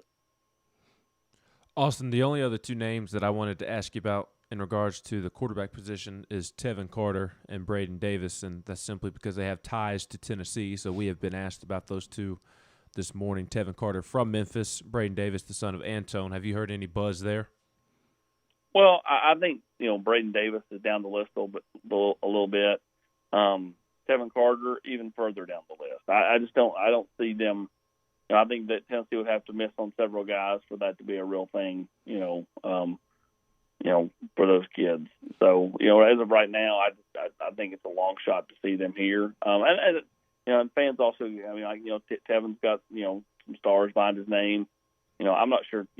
Tevin is a take at a lot of places. At this point, he got injured a while back, and I think schools want to see him put more out on tape. Fair. Austin, Tennessee finalized the staff yesterday with the hiring of Mike Uckler. Looks like he has a lot of juice. Pretty high vertical jump from the photos I've seen. From what how did Tennessee, kind of land with Eckler? How did they, come to taking a guy from, North Texas where, a lot of fans may not think to go to that school to get an SEC coach, but he has ties. But how did ultimately Tennessee, land with him? Well, I mean, he's been everywhere. I mean, he's a journeyman. I mean, he never stays anywhere long. So, like, just going off track record, if you're a Tennessee fan, don't get too attached to this guy. Like, he probably won't be here more than a couple of years. You just look at his track record as a coach. He's been at Georgia, been in North Carolina, LSU, USC, Oklahoma, Nebraska, Kansas, been at North Texas a couple of different instances. But he's also a guy that, is a player's coach. He's an energy guy. You've seen some of his former players, whether it be at Georgia or Nebraska, come out and really, say Tennessee got a good one. So, I think his ability to coach special teams, his ability to help out on defense with outside backers, something that, that was something that Josh Heupel had been looking for. Heupel and company had talked to the special teams guy at Virginia, but settled back on Eckler, who Heupel knew from their time at Oklahoma as graduate assistants back in 2004. Austin, what do you think of Kurt Schmidt, who will be taking over for A.J. Artis? What have you heard about him? Well, I mean, he's already kind of taken over for A.J. I mean, Right. that was just kind of a marriage that was never going to last. I mean, like every coach that comes in here, even Philip Fulmer, who was promoted from within, hired his own strength and conditioning coach. So, I think that's pretty natural because the strength and conditioning coach spends so much time with the players that, you're going to have a guy that, is your guy. And, and for AJ, even though he had a chance to stick around and the players really liked him, do you really want to be that guy that's a holdover? And all of a sudden you're also splitting duties with a guy that the new coach brought in, and Kurt Schmidt. So, Kurt Schmidt brings the continuity as far as, having worked with Heupel for the last several years. And obviously I know the players were disappointed that AJ is no longer here, but I think when you look at it from a business standpoint, I think AJ made the right decision for him based off of just kind of what normally happens. And then Coach Heupel, made the decision that was best for, his strength program, again, based off what normally happens. Yep, it's kind of part of it, man. I rattled off 10 to 11 different strength coaches since 2008. And well, that's the thing, Jason. It's not when you change head coaches, you always change your strength coach. That's almost like as sure as snow in Canada. But I don't even know where that analogy came from. But it's Tennessee changing strength coaches when they've had the same coach for several years. Like Butch had 3 in his last 3 years. Dooley had multiple. You just Kiffin had can't have that. You've got to have confidence. Like the best thing that can happen for Tennessee football is not to change. That was going to happen. Like when they brought in Schmidt. The best thing that can happen though is however long Josh Heupel is here, 3 years, 5 years, 10 years, that Kurt Schmidt is here during the Heupel tenure. And there's a constant voice, and Heupel's not having to constantly change out strength coaches. I mean, you go back, Jeremy had 2, Butch had 3, Dooley had, I think, 2 or 3, and then of course Lane had his one that was a different 2. one the year he was here. He had 2. Remember, he had he fired one and then brought in. That's right. Yeah, he had 2. Yeah. In a year. So I mean, like that. You see my point is like you can't. It's okay to change strength coaches when you change head coaches, but you really need to try to avoid a revolving door at that position. And I think Kurt Schmidt's pretty loyal to Josh Heupel. AP, you see, Harrison Bailey tweeting at Eric Gilbert. Eric Gilbert, his high school teammate, had a great season there with LSU, hit the transfer portal, committed to Florida, decommitted to Florida. what can you say there about Eric Gilbert and his connection to Harrison Bailey? Well, those two guys know each other quite well, and if you're Tennessee, you want Harrison to try to work his magic. The previous staff wanted Harrison to try to work that magic back when he first went in the portal coming out of LSU. So we'll see. I'm not going to totally close the door on that, but I do think that this thing will have 27 different turns. And ultimately you kind of want Eric Gilbert to kind of get some stuff right in his life, because he's clearly kind of all over the map. Bouncing around after his freshman year and doing all the that's kind of twists and turns so far this off season. So I hope for that kid that he kind of figures some stuff out and he becomes at peace with his decision, and we'll see. I think ultimately this thing's got more twists and turns in it before he decides.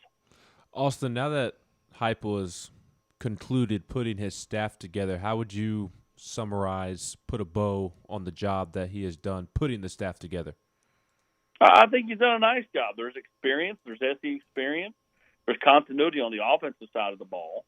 I look at it, the offensive side has the continuity. The experience of the staff is on the defensive side, where you look at Tim Banks, who's been a coach at big-time programs for several years. Rodney Garner's done it for over 30 years. Brian Jean Mary is an established guy and has done it, at Texas and Louisville and South Florida and Michigan and done a really nice job. Eckler has got experience at several key places. And then Willie Martinez is another guy that has, been a coordinator in the SEC and coached big-time Power 5 football for a long time. So kind of got a mixture, to answer your question. But I think that, each side, we'll figure out the questions remain. Can the, maybe more unproven offensive side, prove their, credentials at the SEC level? And then how does the defensive side, which is proven their credentials individually, how do they mesh and coexist together? And how does Tim Banks do it, calling the defense for Josh Heupel? Yep. A lot of questions, man, and we'll find out here soon, man. Spring practice will start, and before you know it, the season will be around the corner. So a lot of change, and certainly there's not a lot of anticipation on a great season, because still waiting on NCAA stuff to come down. So it's wait and see mode, but the players are working hard. It looks like they're building some chemistry and some leadership inside of the program. So that's good to see, man. Good to see.